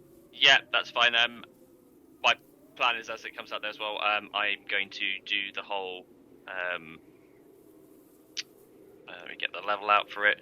I will cast Dark Vision on myself. Pricking my finger, rubbing my eyes, and adjusting. I'll turn to Amalia and then, can you see? Bithynia, can you see? Yeah, we can see. Well, not you, remember. Just okay. Scatinos, Just me. Just fuck. You take 3 points of emotional damage. No, I'm kidding. 3 points of disappointment. But yeah, so Okay. Dark Vision is now up. Very good. Gilipos thinks for a moment, and he listens out again. And you guys, he's gonna make a perception check. Anybody else who wants to can. No. Is this to he work can't. out the direction? Is this the direction it came from? Yes. The scream. Yes, I will do that as well. 16. Yeah. So you hear some more cries, but these seem more like softer, anguished weeping. Softer relatively. You can still tell it was a cry out, but this one wasn't visceral enough to pierce through multiple houses. It's coming from the house, like the leftmost house at the top, the top right house, the biggest and nicest. So is that the same house that the kid told us that, is the drunken guy and that he lost his family house? It is not. Oh. Oh, you know what? The plot Actually, thickens. I'm gonna just on a terrified thought. Oh, I know. I don't think that will do it. Do we have anything that will do this? Damn it! We need Calliope. Never mind. Yes. Question, is Gilipos in front of us? Yes, he is. Can I produce an echo in front of him just in case something comes out? Yes, you can. I also, my vision is very obscure. I can only see. I'll put it on the thing. This is all I can see at the moment. Yeah. So I've been using the natural dim setting. Let me reconfigure it slightly. So let me activate this page once more. Yep. Let me just. Yeah, I'm just gonna tweak a couple things because I think the automatic system where you just click the sun and moon icons is a little all-encompassing. So I'm gonna try configure a separate thing. So I'm gonna turn up the darkness.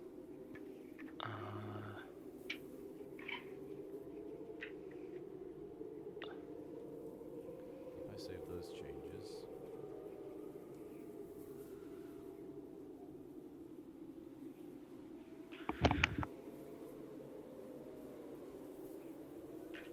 Scotty, your vision that you've configured, have you used, see, I'm not seeing any amendment to your vision, so what does Dark Vision give you? Dark Vision, oh, because you're probably not, I don't think it changes it on, So did it as well. So yeah, so Dark Vision, I shall get the full, non-flavoured thing, Dark Vision spell. I can have, it just says I have Dark Vision out to a range of 60 feet. Okay, so I'm going to put 60 feet and update. Cool. So you are seeing within the nearest 60 feet as if it were dim light, as opposed to darkness. Yes. Okay. You can peer through some of the windows, but that's about it. Okay, right. Sorry, I didn't actually. Yeah. So what I was actually going to say, with a more terrifying. Oh shit! I don't know if we're actually be able to do this. Cool. So this should work now for you guys, yeah? Look. Yes, that looks fine.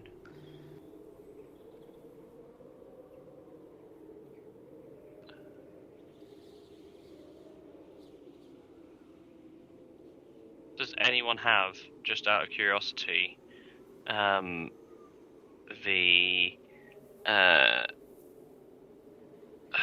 whatever the spell that prevents bodies decaying?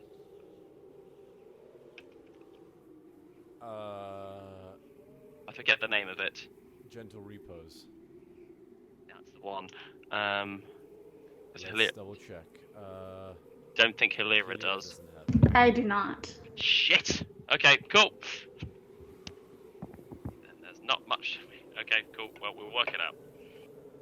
All right. So so the screams seem to have been coming from the largest of the houses. Taking off in a sprint in that direction. Gilipos is dead in front of you, leading the charge, club in hand. As I'm sprinting, I might end up overtaking him. Yes, you would, with that speed. Probably runs after Scotty. Just in case. Never know. Very well. Bear with. Sorry, just arranging a few things. This is where we need Calliope. Because the first thought that there's like almost a pause where I was going to say we need to grab Hilira, but actually there's no point because we haven't got the thing that would make a difference. Oh, by the way, just as a heads up, Amalia, if you want to move your echo, even now that you can do it for up to 1,000 feet, you have to be standing still. So I'll let you retract summoning the echo. You sure you want to summon the echo? If you want to move the echo, you'll have to stand still.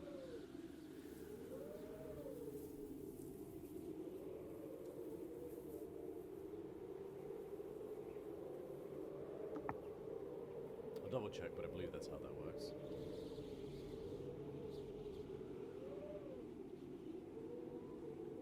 Amalia? Hello?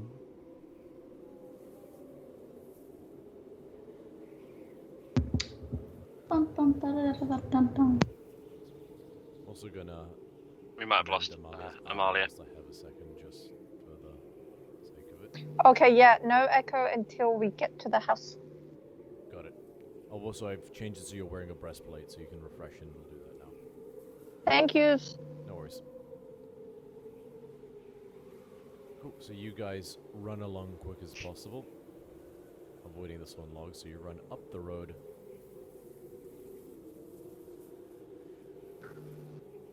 Past this point, and you get to the door. Let me, And, you pass by the windows. Could we see anything through the windows? Make a perception check. Perception.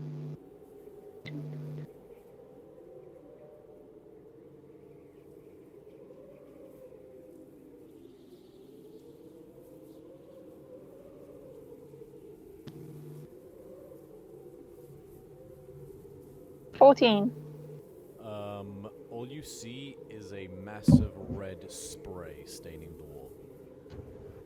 That is not good. Gilipos shoulders the door down and busts in, shoulders the second door down and busts in. I presume you guys follow? Mm-hmm. So you guys all rushing in one after the other. And as you guys are running, Gilipos, now that you're ahead of him, Scotty, he notices which house it's coming in from. And he says, hell. Oh no. Oh no, why oh no? House. Ayla and Who's Demetrius' Ada? house. Who the heck is that? the town priest and his wife. Oh no, that's And as not you good. guys burst in, you see a house that, again, seems to be a bit nicer than the houses you've been in seen to so far. There's, slightly better decorations, but they're all marred by a horrific scene of gore. Ayla, or what is left of Ayla, has been, for lack of a better term, redistributed across the entirety of the living room. There's barely enough to recognize as once being a person. You see a mangled arm in one place, a foot over there, a string of intestines having been spread everywhere. Next to it is a separate gory mess that seems to have been canine in nature. You can tell from the what's left of the tail and a paw here and there, and the canine snout. Amongst all that, you see a balding man with a tremendous widow's peak, very sort of thin, handsome in a kind of Adam Driver-y kind of way, but at this moment his face is just a picture of anguish as he is crying over this scene.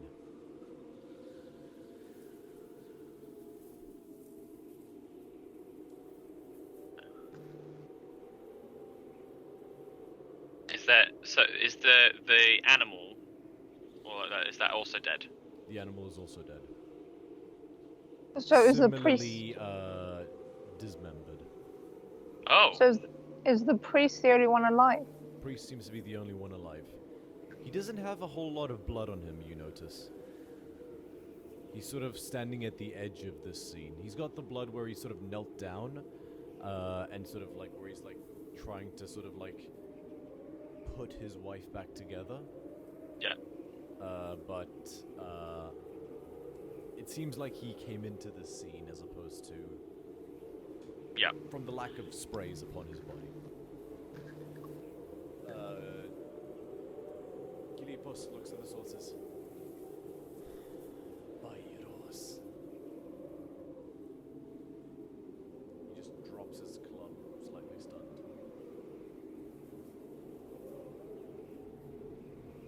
Is there any evidence regarding that could show like any sign of entry? Because just for sake, just by looking from this scene, does it look like these two, the one was killed by the creature, or does it look like they've both been killed in the same gruesome manner? At a glance, they seem to have both been killed in the same gruesome manner. Glancing around the room, you do notice that this door actually right next to you guys, the one that I've just now opened, has been sundered. Okay.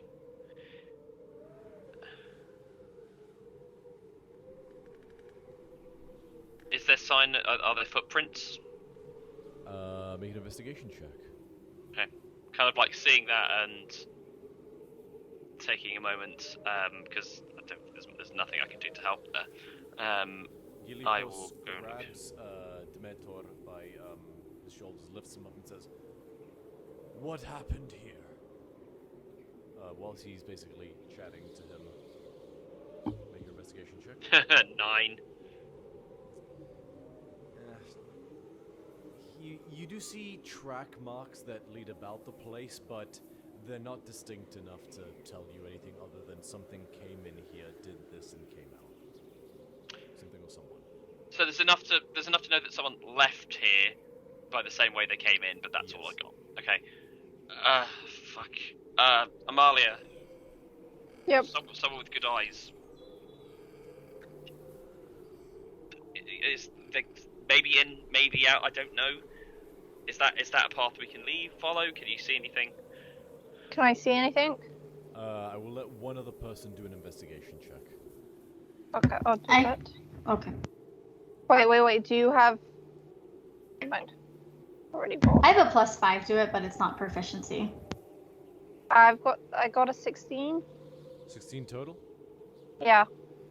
You see more bloody tracks that lead out of the house into the forest, but they disappear pretty quickly. Damn it. Wait. I don't know if this is a thing, but because you know Scotty has a blood thing, is there a way, like, if I could give the blood to Scotty, he'd be able to find the thing that Yes, but what blood is... Oh, it's going to take me 10 minutes to do this. And it would need to be their blood, not... Okay, I'd like to... I'm going to cast Hemokinesis on some of the blood that's there, and...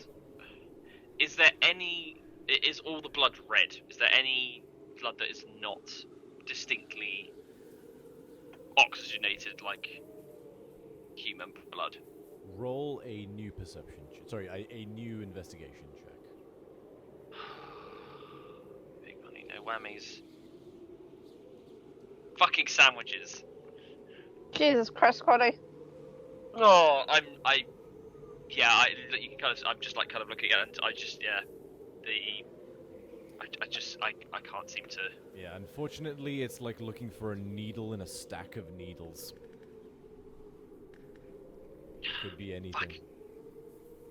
If this was their blood, the blood of the attacker, yes, we could use it, but this will just... and it would take me 10 minutes to do. Which direction does it go? Gilipos asks, what are you doing?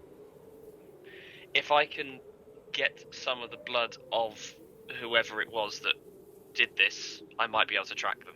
You can track blood? Yes. Will there not be Ayla's blood on the creature? It's a magical thing. I would be able to track the person whose blood it belongs to. If Ayla's blood is on the creature, could you track that? Or whatever did this? Although, it doesn't look human. Reading my spell, is there a way that I could wrangle that? What is the wording of the spell again? Cool, so I think the answer is wrong. So, you weave dark magic to pull information out of at least an ounce of blood. This blood must have come from a creature that is alive or has been dead for less than an hour, and the spell fails without enough. I learn information about the creature from its blood. I learned the creature's type, hit points, the direction of the creature, the identity. I had to remind myself to be sure, but I was more asking what Gilipos might ask as opposed to... Yeah, that's fine. Curses. Old Metor knows us. Was there anyone else that should have... is there anyone else here that's not here? Or did you know anyone that hated the family? He thinks for a moment.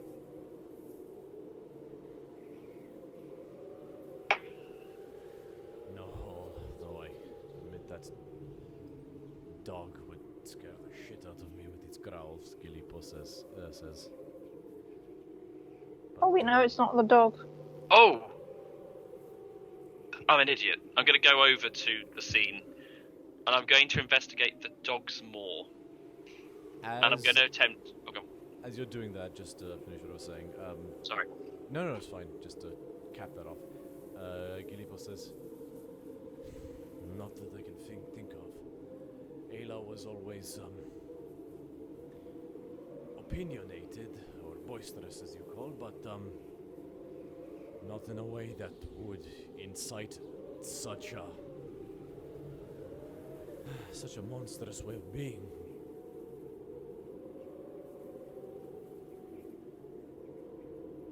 Going to the more of the pet, I'm going to attempt hemokinesis, and I'm going to see whether or not this dog managed to take a bite out of the attacker before it was put down itself. I will say with hemokinesis, make an investigation check with advantage. Oh, come on. Oh, that's much better. Dirty 20. That'll do it. You moves through, and hemokinesis lets you tell which blood came from where, I believe, right? So hemokinesis is actually the cantrip that allows me to move and manipulate blood. So all I'm doing at the moment, I'm trying to separate the blood from one to another. So if there's something that is definitely not the same kind of blood, to separate that to try and get enough of that, I can then cast a spell. You sort of move aside everything that is outside of this dog's body, and moving the blood in the head slightly to open the jaw, you do see an amount of blood that is on the inside of the mouth that doesn't seem to come from any kind of laceration that is inside the mouth. Brilliant. I'm going to use that and kind of like pull it. It looks like almost like an extraction, and it kind of like almost like the blood congeals and corkscrews out, and then forms into sort of like an orb in my hand. I'm gonna move somewhere away from the deceased woman because I don't want to. I kind of move out of the way, and I'm going to settle down. I'm going to move my character so you know I'm going to settle myself down here, and I begin casting. As I say, it will take me about 10 minutes. Once I know the rough direction, this creature will know that something tried to find out. It will know exactly where I am for that moment. It won't know what I'm doing, but it will feel this. As soon as I know, I'll just start moving.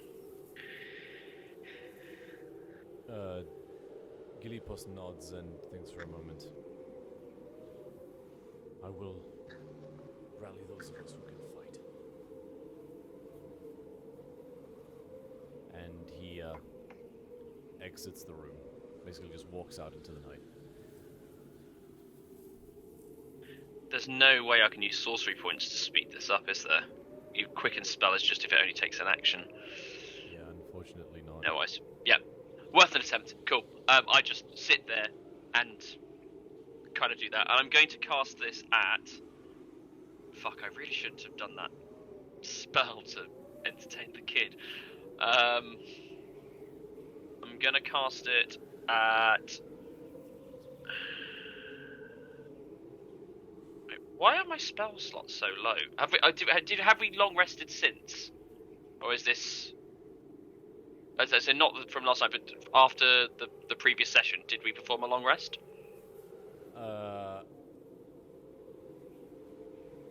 the previous session you attended, yes. It's been a few days. Okay, I think I need to do a long rest and then re-mark the things I've done. So, then there goes a blood rune. Sorry, bear with me. There's the gaseous form. And I'm going to cast Blood Reading. I'm going to do an upcast of Blood Reading. I'm going to do it at 2nd level. And I'm going to choose 3 of these things. I'm going to get the creature's type and its maximum hit points, which also gives me its resistances, vulnerabilities, and immunities. I will learn the direction to the creature, and if it is within 1 mile, 100 miles, or beyond that, which also includes other planes of existence. And I will learn if the creature's blood contains any special magic, such as the healing properties of a unicorn's blood, or the ritual magic uses of some kind of fiend's blood. So as in, when you say properties, it's specifically how properties affect something else, right? It just says if the creature's blood contains any special magic, and the examples again, there's such as the healing properties of a unicorn's blood, or the ritual magic uses of some kinds of fiend's blood. So if there's blood, I don't know. That's how it's worded. So potentially. Very well. You spend 10 minutes casting the spell. And you concentrate, and you feel Fatika's serpentine embrace coil around your arms ethereally. And you stare down at this blood cupped in your hand, and your vision seems to zoom, as in like you stare into it forevermore. The blood through your vision seems to go greater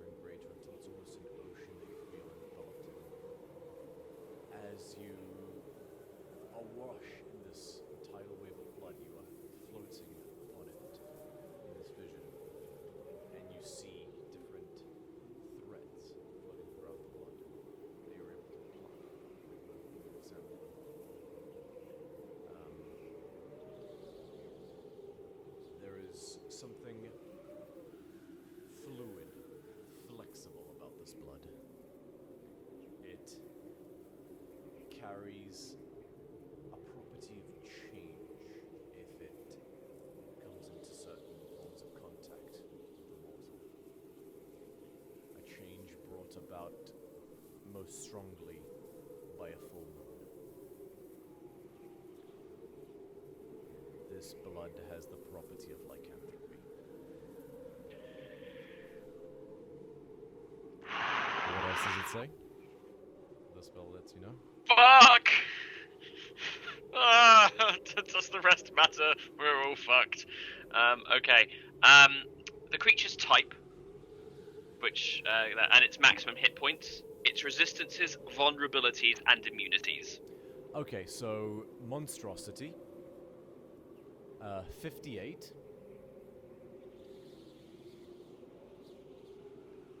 And it's immunities and resistances, right?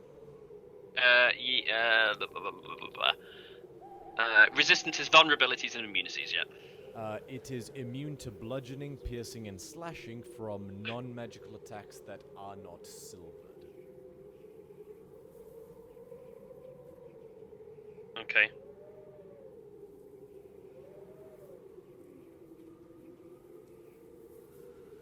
Any vulnerabilities, or is that's the only? Nope, no vulnerabilities to speak of. Right. And finally, the direction to the creature, and if it was within 100 or more miles. Southeast, if we take north as up on the map. Yep. So those are the different brackets. Yeah, so it's I get the direction. It's kind of like, I'm guessing it's just that way. Southeast within 1 mile. Cool. I get up. Fuck. Jesus Christ, Romeo. Rings out this time. Okay. A similar horrifying shriek. Is that in the direction that I can currently find it? Or is it a different direction? It is in the direction it's almost back the way you came. I will stand, and as I dash out, I'm gonna go, it's a fucking werewolf! When did you become Ray Winston? It's a fucking werewolf! A werewolf, mate! Alright, Amalia, your echo would have expired at this point, just keeping that real. Cool, so you guys are running. Yep, and as I'm running, if anyone wants to come with it, if the townsfolk could come with me, I kind of look to him and I look at his weapons. Is his weapons made of silver? Whose? Is it just us three that are going? It's just us three. Okay. Gilipos would have said he was bringing Metor back to his house and telling everyone to keep their things shut. As we run, I'm gonna go. Mundane weapons won't affect it. It's only vulnerable. It's only silvered weapons or magic. Magic weapons would be fine. So, fuck. Thank God I've still got this axe. And yeah, just keep running. Very well. Bear with 1 second.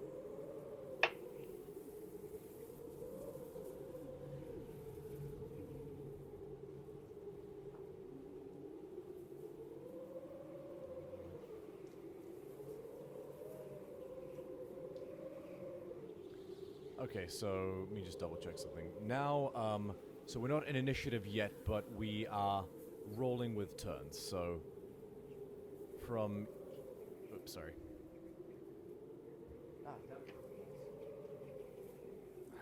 So if we go back from where you guys were standing inside the house.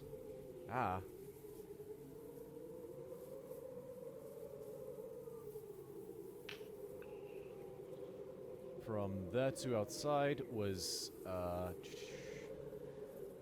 I'll be going my full sprint as well, so Yeah. I'll be going 70 feet. So 70 feet to get out there. So Bithynia is a teeny bit slower than the other two, but Yeah. otherwise you guys are basically outside. So be about here for the first round. Be another 70 feet to get to here. So we'll make a note of that. So it has been 12 seconds. You guys are outside the house that has the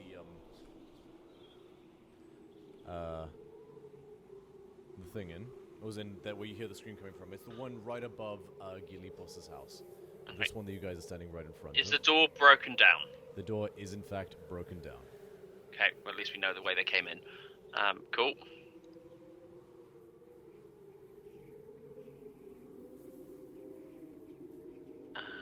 And... Oh, also, as a note, by the way, just as a reminder for you, Yep.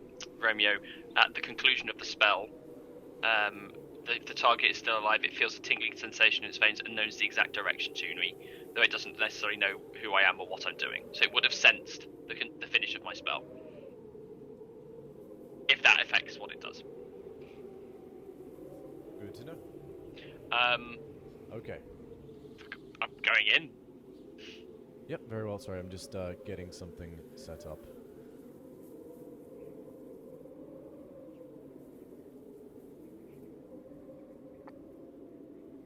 You guys this time burst into here, and you're standing outside this door, which has also been sundered. So let me just do some measurements. So if you go to your full dash, you will end your turn in the room.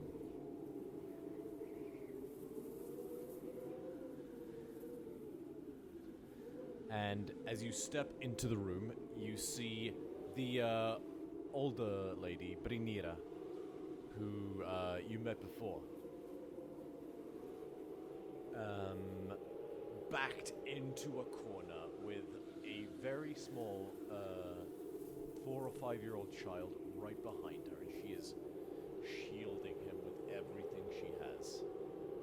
At the other end of the room, you see the young lad, Phenos.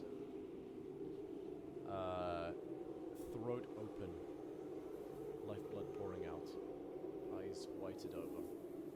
And standing over him, a 8-foot-tall, wolf-faced, furry-bodied, in some ways reminding you of Amalia in terms of its physique, sort of that hulking form, but canine as opposed to feline. A hulking werewolf.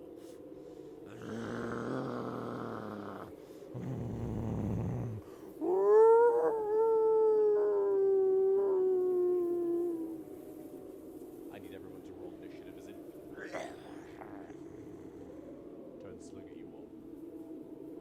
Oh, why sandwiches now? No. Are we able to roll on Foundry? You can if you like. I generally don't bother, but it's up to you. Oh, you mean initiative? So it won't count your initiative modifier and stuff like that. You're better off just doing it in D&D Beyond, and I'll manually add it. All right, 4 for me. I am not too interested. We're the same. We're like, you're taking 2 moments to catch our breath. Like, okay, it's too cold for this. Combat music ready. Turn off the winds for a second. Malia, it's all on you. Don't say that. And thank you. Oh my god! Oh no! You guys could very well still go first. What did you roll? We all rolled 1s, I think.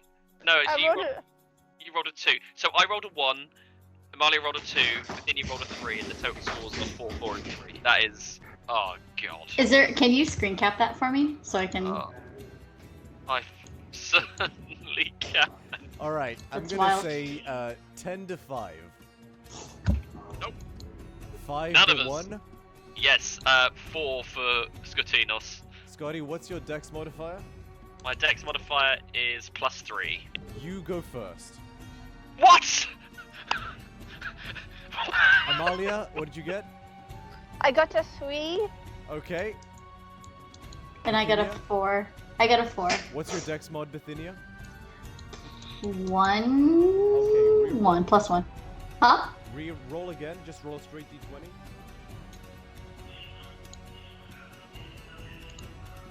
d20. I was gonna lose my shit if I rolled another 3. I mean, It's an 11. Okay, Oh. good to know. So.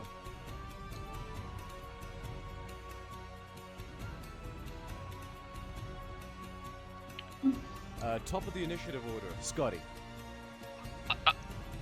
I'd like to think it's almost like as like the first like 5 of these 6 seconds, everyone is just stood there Sorry, going, didn't realize there was darkness. Let me move them up.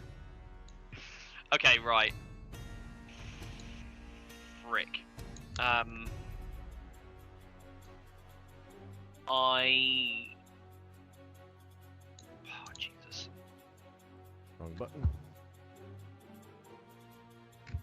So it's oh, sorry, Okay. didn't mean to. I all can of you turn. okay, this is it. Let's turn So, to face you guys. can I see that it has a wound? That it what? That can I see that it has got a wound, probably taken Make from a the dog? perception check. Okay. I mean, will the perception take my turn? No, no, no. It's... Okay. So the DC is going to be higher if you're doing a quick glance, but it won't take. Then your turn. I see sandwiches, and that's all that matters. What'd Okay, you fine. roll? 4 plus 3, 7 total. Yeah, no, you see sandwiches. Okay, fine. I'm gonna make this werewolf a fucking sandwich in this rate. Okay, fine. I'm going to still do it. So I'm going to spend 2 sorcery points to cast at a quickened spell of hemorrhage. Okay. So creature needs to make a Constitution saving throw. Very good.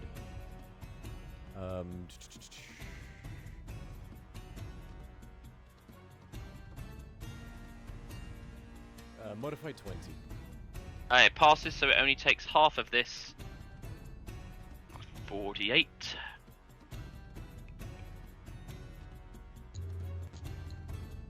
That's not bad. So it takes 10 necrotic damage. Okay, good to know.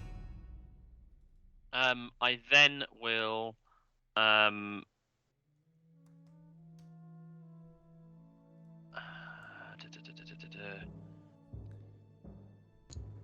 Right, so you reach out your hand and you feel this creature's supernatural blood inside its body coursing like a river, and through your magic you will it to be weaker and thinner. And what you notice is a previously concealed bite mark on its arm begins to pour freely once more after it had been dried. cool. So it may not have succeeded, but I got it. And then for my action, where it is bleeding, I am then going to cast Blood Boil. And as it kind of seeps, I then kind of like grab onto it with in my mind's eye, and I agitate the blood further. Or I tend to. So, steam and boil. but yeah. Well, can it make a Constitution saving throw? Oof. That is a total of 4. Okay. So it is considered poisoned. So its speed is reduced by half. It has disadvantage on saving throws to main concentration if relevant, and it takes 3 additional necrotic damage. Okay, so how much necrotic damage does it take in total from the cantrip? 3. Oh. That's all, because it's only 2d4. Because the main thing is that it's considered poisoned, halves its speed, and disadvantage on saving throws to retain concentration. Got it. And I will now roll on the wild magic table.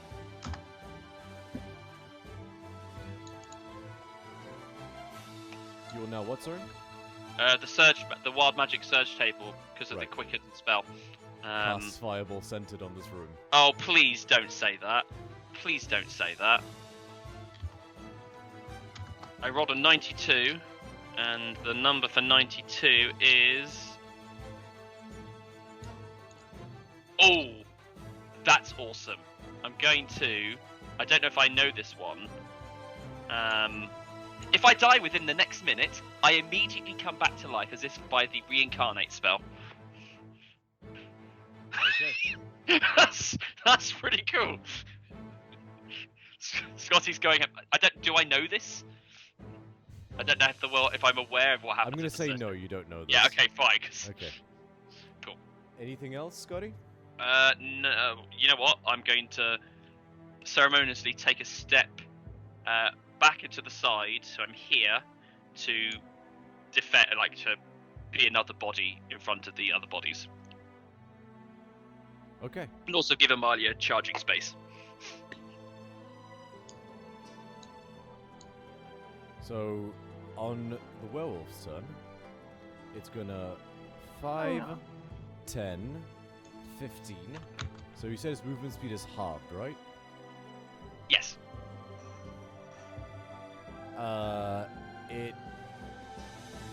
It seems to be trying to make for the door, and Bithynia is in the way, so it is going to do a multi-attack against Bithynia to try and seemingly get her out the way. No. First attack. It rakes out with its claws. Does a 15 hit? Yes. No. Oh fuck. All right, you take 8 points of slashing damage as you go to hold your arm up, and he basically his claws are like box cutters. They just open massive gashes, which begin pouring blood freely. And secondly, it opens its canine mandibles and is gonna try to bite you. No bueno. And how much damage? 8. Ugh. For its bite attack, it rolled a natural 20. Oh my For shame. god. Okay, so Right? For the bite attack, you take 16 points of piercing damage. I rolled a 7 on the die. And Bithynia, I need you to make a Constitution saving throw. Oh no.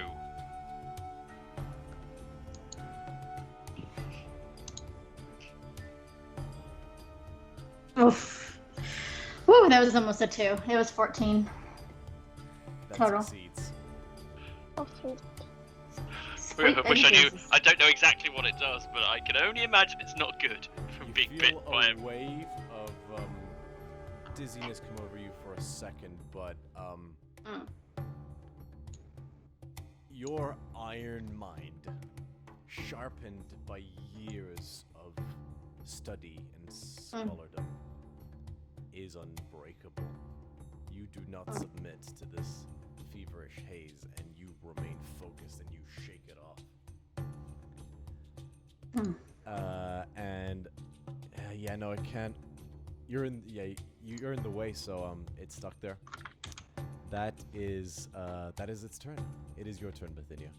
And I cannot hellish rebuke in this room, right? You could. Hellish Rebuke targets one person, or It is a cone, I believe. But it is also, let me see. I've used it a handful of times. It says, you point the finger at the creature that damaged you, and it's momentarily surrounded by hellish flames. The creature must make a dexterity saving throw. It takes 2d10 damage on a failed save or half. it seems to could be use it. confined to a single creature. Okay. Well, how are you guys feeling about fire in this situation? To be honest, it's a fucking werewolf. Kill it And with fire. to be honest, their opinion wouldn't come into this if it's a reaction, so Yeah. their choice is entirely your own. No input. It from also the looks like gallery. it's trying to kill you to get past you. So if you don't stop it, it might eat you alive anyway. Hold on. I need to figure out. So 5d10 is my hellish rebuke. If you use if you do, Okay. I can use words.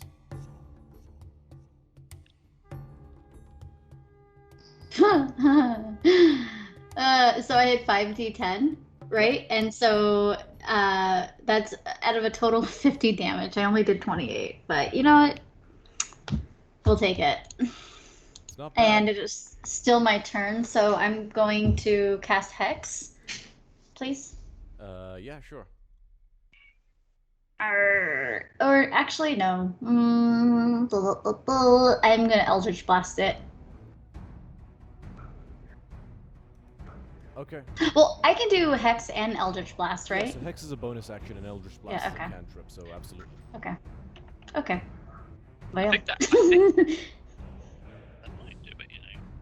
I'm going. So I put Hex. I don't know why I rolled. It gave me 6 on Hex, anyways. For whatever it's worth. Take that for what you will. I'm gonna roll my Eldritch Blast independently. Okay. So you roll Hex for both Eldritch Blast shots. You can roll Hex again. So 6 on the first one? Yes. Okay.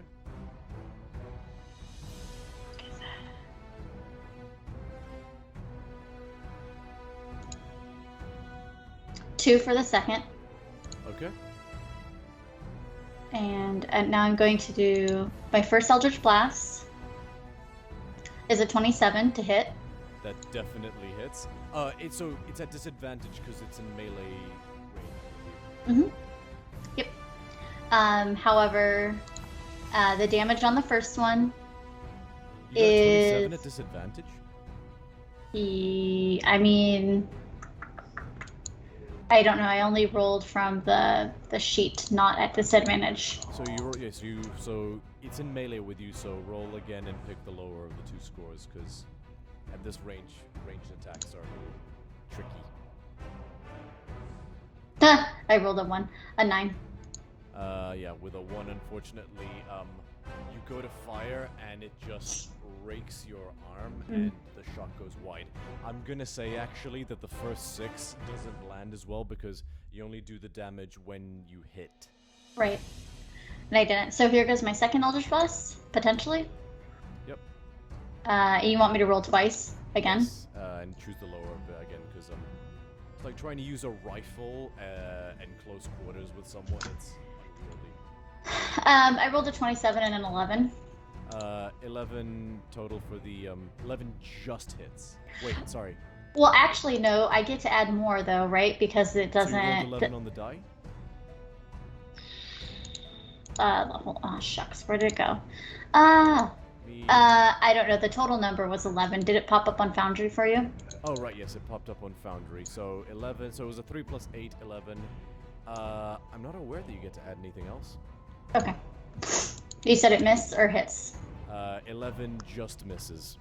Okay. All right. No worries. In its other form, 11 would hit, but not in this form. Okay, I'm gonna end turn. Okie dokie. And because of that, you rolled a 2 on the other one, right? For Hex.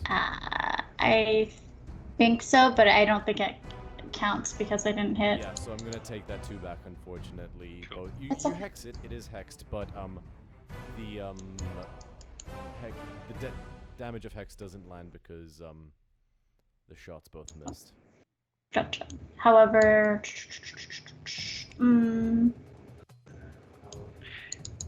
I'm guessing it looks near death regardless, though. It does look quite badly burned. Yeah. I'm trying to keep the maths up to see how far we've got to go. Okay. I am done. I ended my turn. Okay, Amalia, it is your turn. Okay, I was gonna do something, but I'm not gonna do that anymore. Action. Okay, my ambusher, please. Your what? I'm gonna use my axe. You're gonna use your axe. Yep. Okay. How far away is it from me, though? It is right in front of you, and the room is. Oh, sorry, let barely me send you 15 one. feet wide. Apologies, give me a minute. Let me show you the screen again. Well, I can't see. I'm kind of blind right now.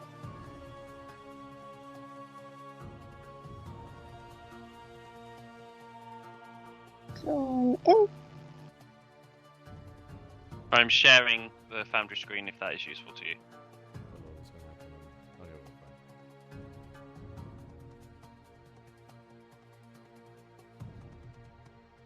fine. Okay.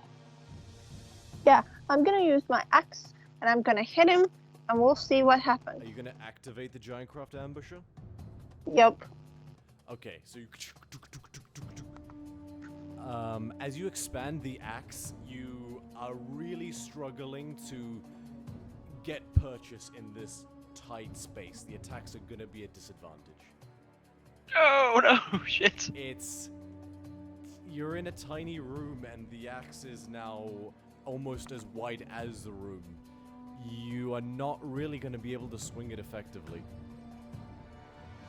Can I make it smaller? Or is it too late? I'm wondering if it's too generous. I can let you turn off the axe as a free action. I'm wondering if. Yeah, I'm gonna say that's you still used the axe. You still have your attacks after you realize that. Yeah, I'll say it was a bonus action to activate the axe, and then to deactivate it as you realize you won't be able to swing it effectively. But you still have your attacks, but you have used the axe. You won't be able to use it again until a long rest is over. Okay. So you have wasted the axe charge tonight. Yeah. I get it. Just glad. Ugh. Thank you. All right. Let's roll. Let's see what we get. 19 to hit. 19 definitely hits. Go ahead and roll damage. Yay! Slashing damage. 10. 10. You drive the axe into this werewolf's flank. Its flesh, normally resistant to blades and impossible to pierce, parts like butter. This axe may not be silver, but it is black iron forged in fires rivaled only by Mount Velos itself. There is magic in this axe that can part wolf skin easy enough. Go ahead and make your second attack. Come on, Mario, do something. 27. 27 definitely hits. Go ahead and roll damage. Oh wait, Sorry, you know didn't the mean to do that. you know the 12. Do I roll that twice though, because it's over 20? Or is that only when it makes it big? What did you say? You know, with the Yeah. axe, Yeah? because I've rolled over 20, do I roll the 12 twice, or is that only when I enlarge it? So when you enlarge it, it does 3 damage die instead of the normal 1. When you roll a natural 20, you can double the damage that you do on the dice. Did you roll? Well, no, it's a 27, so you rolled a natural 19, right? Yeah. Or 18, yeah. So yeah, no, so it's just normal damage in this case. It's a good hit, but it's normal damage. Okie dokie, another 10. Another 10. How do you want to do this? Yep. Well, I want to chop his head off. Okay. And you do. You bring the... As this thing goes to bite Bithynia again, you, there is no gore. There is no splorch this time. It's just... Shrink! And then Kitty the is head like, no. falls.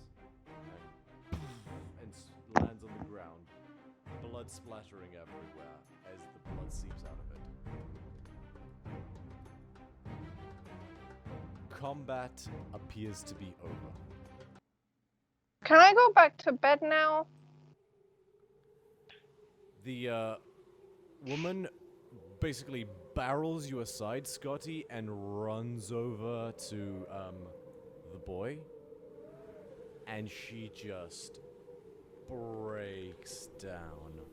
He's completely. There's no save. That he's gone completely, right, isn't he? You don't know. Well, as a bonus action, I will attempt to do a healing word just on the horn.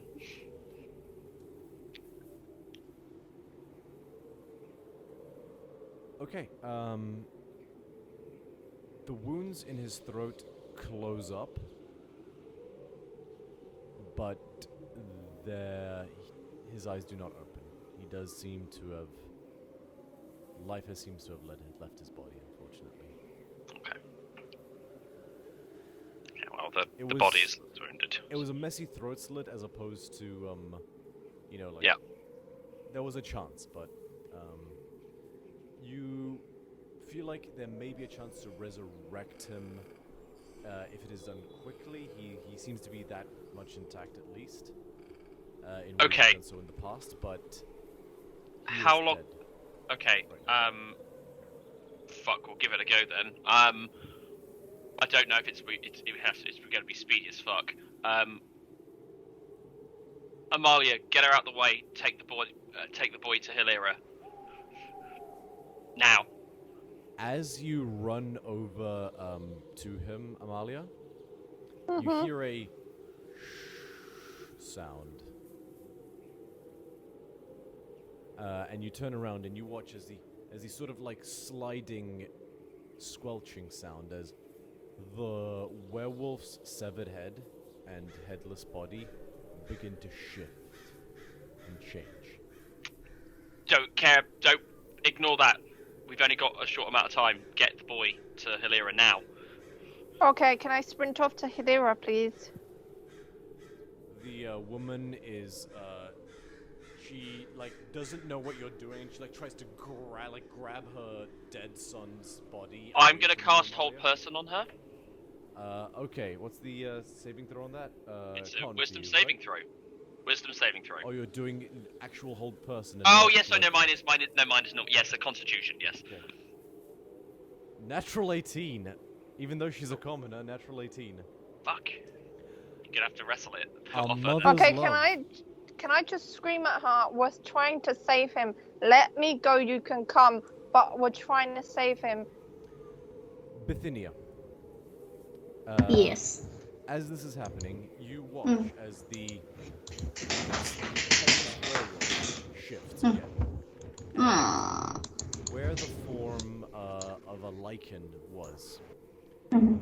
you now see the headless body of a girl. Ah. You recognize. Curious. You recognize the girl. It was the blonde-haired young girl who helped the boy who is now dead in this room take the horses behind the shed. Her Oh. name was Kione. Oh, As curious. far as you remember, she was this boy's sister.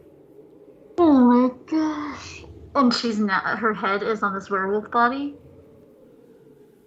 She was the werewolf, and her head has now been separated from her shoulders. Sure. The woman, Benita, sees that and screams. You have never heard such a blood-curdling scream.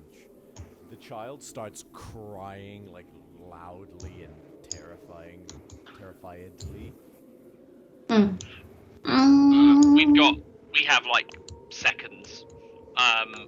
I'm going to let Amalia go past first with the first body, and then I'm going to just try and pick up the decapitated second body and the head, and then chase after. Okay. The We've woman is got like I know full well we have not got long. the woman is beside herself. Okay. And she just lets this happen. The child is also crying, screaming in the corner. She is unfortunately not making any effort to comfort her youngest son, and he is just... Okay, so... Amalia, get to Hilira now. Sprinting. So, carrying with the bodies, you will be moving at half speed because they're bodies. So it'll take you one round to get... let me just highlight everybody who needs to be highlighted. So we'll say Amalia has the wolf. Bithynia, are you following? Yes, please. I'm not the fastest, but I am not slowing down One here. round to get out here, basically. I'll say over here. Have you got the chance to? A second round. I'm gonna call as we do. We're gonna call like literally yell out, Hilira, Diamonds, us now. Hilira's gonna hear that. Run out of the room. She's gonna use her full 30. I think that's 30 feet. So that's been 4 rounds. On, so, I'm just gonna make you guys aware. You're at 7 rounds since this. I know. Since the scream, yeah. That's why I'm trying to do it. So I'm trying to encourage us to just sprint it. She'll again run another 35 feet here. At which point, so that's 8 rounds as you guys meet her. So you guys have 2 rounds left. Cool. I point to the boy first. Him first now. As I lay down and put the body of the kid, of the girl together in the same round so that it's ready to be cast on. And I'm just going to make sure. Helira rushes to the ground, sees this sight. Yeah, no, because I was tempted to like roll for like panic attack or something, but that's just making it unnecessarily complicated. It wouldn't do that with the player here, so. Alright, moment of truth though. Do you guys have the necessary diamonds? Right, yes, let's check on Hilira's situation, because she's bought diamonds, and I have diamonds as well. I don't, so I'm looking at oh no, this is Amalia's equipment. Sorry, wrong person.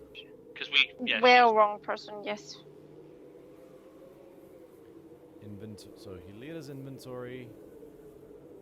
She's got 2. Yeah, she's definitely got diamonds. She's got there. 2 diamonds. 2. I also 2 diamonds, each worth 5,000 gold pieces. That seems right. I also have diamonds. Where did the 5,000 gold piece diamonds come from? We have been acquiring diamonds. I'm not sure which ones. Yeah, have got just where. the 5,000 parties. I have 300 gold pieces worth of diamonds that we acquire. It was not the. No, actually, these diamonds came from the Thassa reward. Okay. Do you want to use those to avoid potentially using 5,000 gold worth? Well, yes. Well, first, Hilira can just focus on, because she has the diamonds ready. She can just cast the first one using the first 5,000 diamond, and I will get, because I mean because it's 300 gold pieces of diamond each, right? So we haven't got a way to separate 1 diamond to do 2 spells, right? Right. So 2 diamonds worth 5,000. I have diamonds that are worth. You can attempt 300. to break the diamond into pieces. That's going to take time. As in, how? It won't be a long time, but it won't be instantaneous either. It would be at least an action to break the diamond. Okay. I give her the 300 gold pieces of diamonds. Like, this, she draws down. I give her the diamonds for that one. So that'll be your action. She grabs them, traces in the air. Does she have it prepared? I don't know. Yes, she does.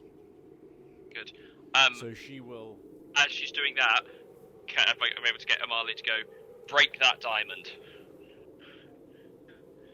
So she grabs the diamond, slams it into her hand. It disintegrates instantly, and as she pulls her hands apart, her hands are vibrating like. And she rests her hands on the guy's chest, and then. And almost like a defibrillator. And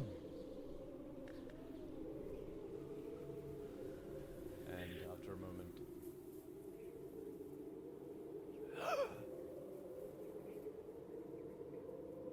Right. And he looks. What? Amalia, diamond, no time.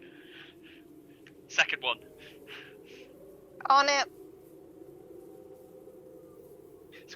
Scottina's like, for the first, like, seeing that it's like, normally, if it, like, there's do that, I'll but, say... like, you see, like, it's specifically, maybe it's hard to know, but maybe because it's just, because it's children, or something, but he is dead focused, to the point where he is taking no prisoners with people wasting time.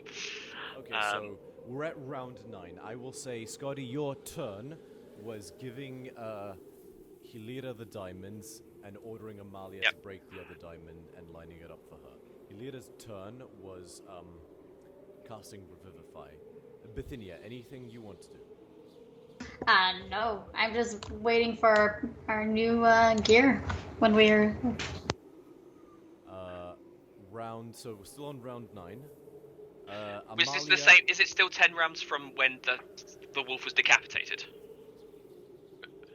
Right. Wolf's got a little bit more time, so sorry. Kids are We're still panicked and still panicked, but you have like 4 rounds. You don't have any 4 rounds instead of 1. Yeah. Amalia, make a.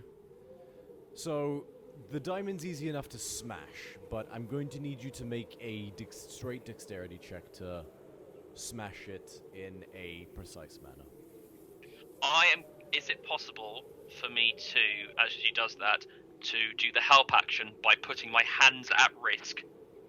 Yes, it is possible to do that. Amalia, roll well. I put my What hands, am I doing? So make an athletics check. No, sorry, make a straight dexterity check. Make a straight dexterity check. Smash this diamond. Is Scotina shouts. He goes, "Don't care about my hands, just smash the diamond." And the reason he's doing that is because we could use the diamond and bring her back, but it's a 5,000 GP diamond, and it means we only need 300 gold pieces worth of diamond. So if we can break it up and use a bit of it, it's better. So that's why. So am I doing a dexterity saving throw right now? No, just a straight dexterity check. Okay. And I'm assisting by holding it in place. I'm still trying to figure out what the 5,000 diamond was from. Oh my god! Yes! Yes! Yes! Nice. Jesus, is that a natural 20? Dirty, No, but it's a still 19. good. Okay. So, with a dirty 20, I'll say, this axe is... You think for a moment, Amalia, and then you look at the Giantcraft Ambusher, a weapon of butchering, and then you stow it and grab the felling axe. Oh no, Scotty has it. Never mind, sorry. You grab the Giantcraft Ambusher and you raise it over your head, and this master-crafted axe, monomolecularly sharp, borderline, just almost like slicing bread, slices a perfect section of this diamond, or like shaves a section off that sort of crumples and breaks, but the collective powder, or like crumbs of diamond, do amount to, I'll say 400. So just make it up. Sooner than that, Bithynia. Not much longer, yeah, let's say much longer. Okay, so new round, Hilira will grab those diamonds, and as you put everything together, now let me check the wording of Revivify.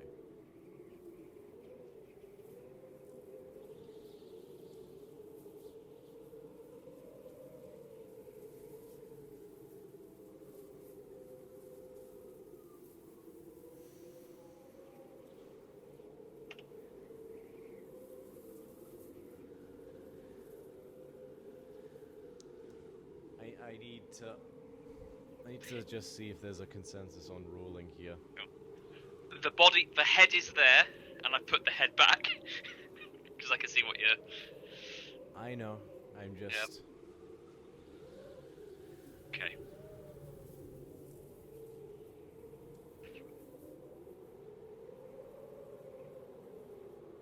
Did Scotinus lose any fingers, by the way?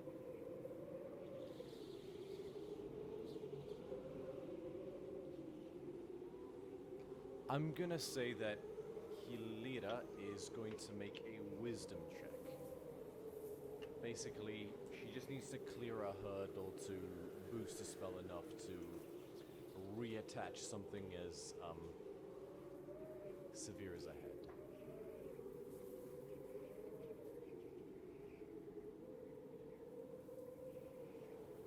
Or actually, you know what I will say?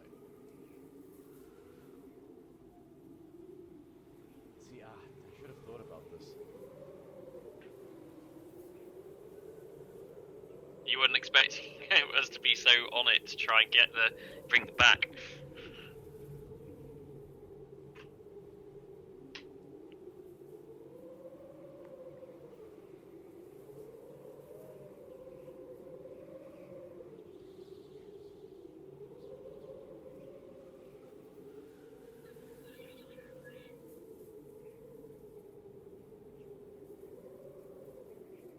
okay. By rules as written, your character, even if your character doesn't have its gust spilled on the ground or have its heart pierced when it dies, that's just flavor text. But mechanically, the character just runs out of HP.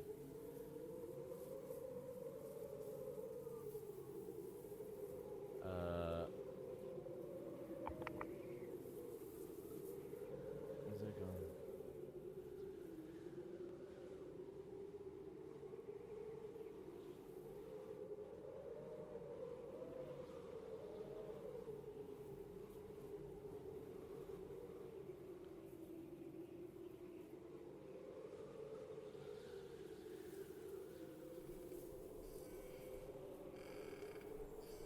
Yeah, I'm gonna say just a straight wisdom check. It's gonna be a low DC, so rolling for failure as opposed to rolling for success.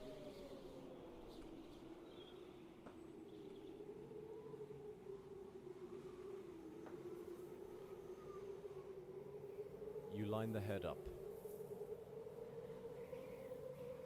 And Hilira sprinkles the diamonds around the line of the throat.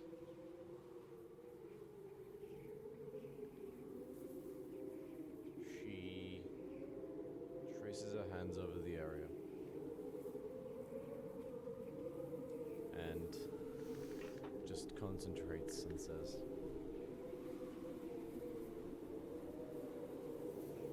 "Rhodos, please. This isn't their time. This was a horrible thing that happened. They didn't deserve this. This isn't right.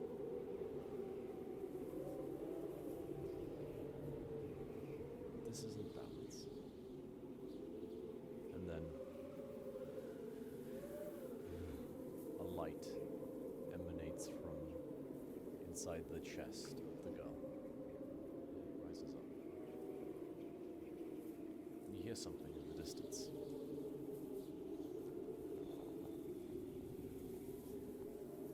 And again. Like thunder.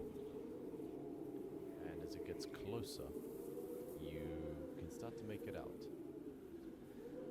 A pair of footsteps. Crashing one after the other in a blinding cascade as and you guys feel a blast of wind echo behind you guys. And you see a handsome, masculine, athletic figure, also a handsome, lean, athletic figure, runner's physique. A hat similar to Hilira's. He himself is 12 feet tall. His body is astral and ethereal in nature, but he is unmistakably dressed in an athlete's chiton. Winged sandals adorn his feet. He grabs a horn that he has at his hip side, takes it up forward, and leans over the girl's body, uncorks it, and a small wisp of white light floats out and pours down into the girl.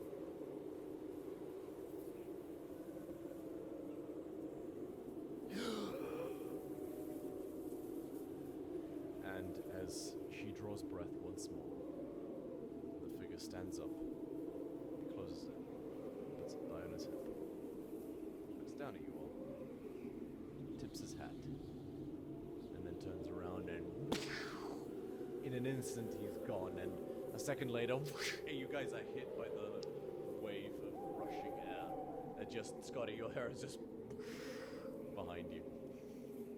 And the girl breathes.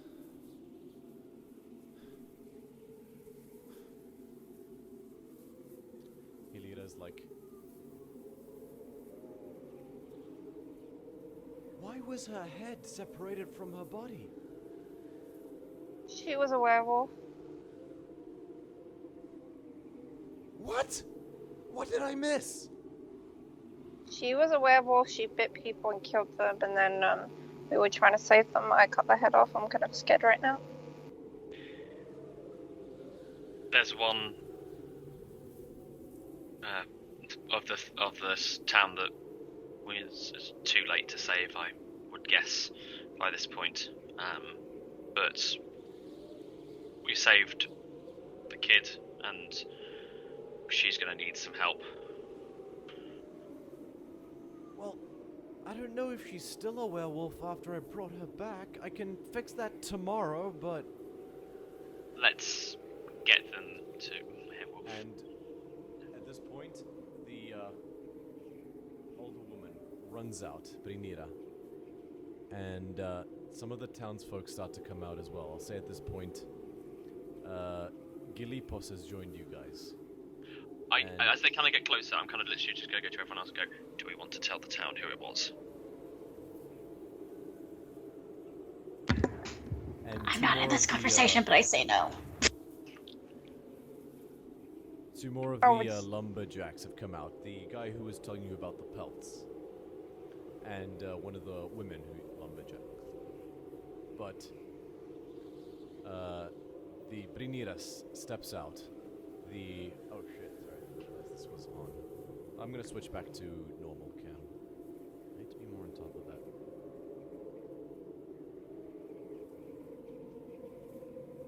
Brinira steps out. Seemingly have gained some amount of composure, and she seems to be... She just runs out, actually, just still panicked, but she sees her two children sitting up. And she just runs and runs and runs and crashes down onto her knees. And, let me just get the token because I didn't realize I had it.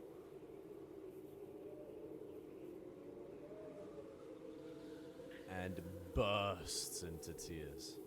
Just like full on, all the grief and anguish she has ever felt just comes out of her like a waterfall, and she just hugs them close, and they both start crying as well, as the weight of what just happened crashes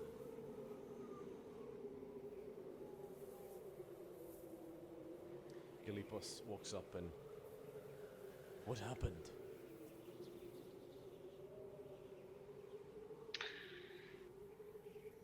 The dangerous past, but this one is going to need some additional care.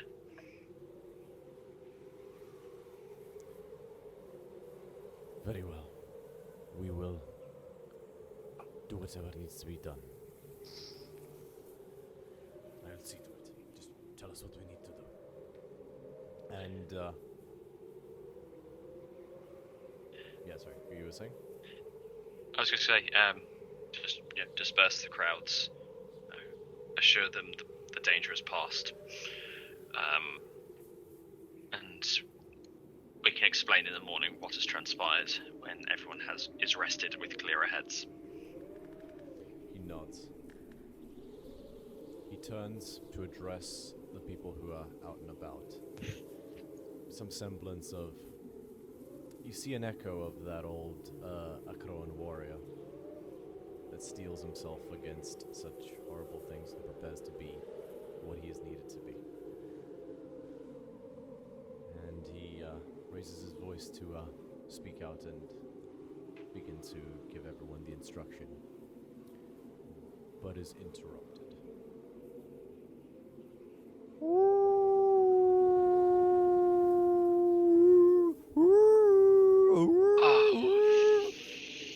Several howls from surrounding areas.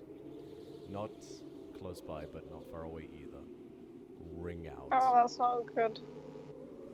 Like, I can't do the thing where it sounds like multiple howls, so you hear I know what you mean. 1, 2, 3, 4, 5, just a chorus of other howls ring out into the night. And as dread sets into your guys' stomachs, like a pit in your stomach, Gilipos audibly gloms. And that's where we'll end tonight's session. Oh, jeez.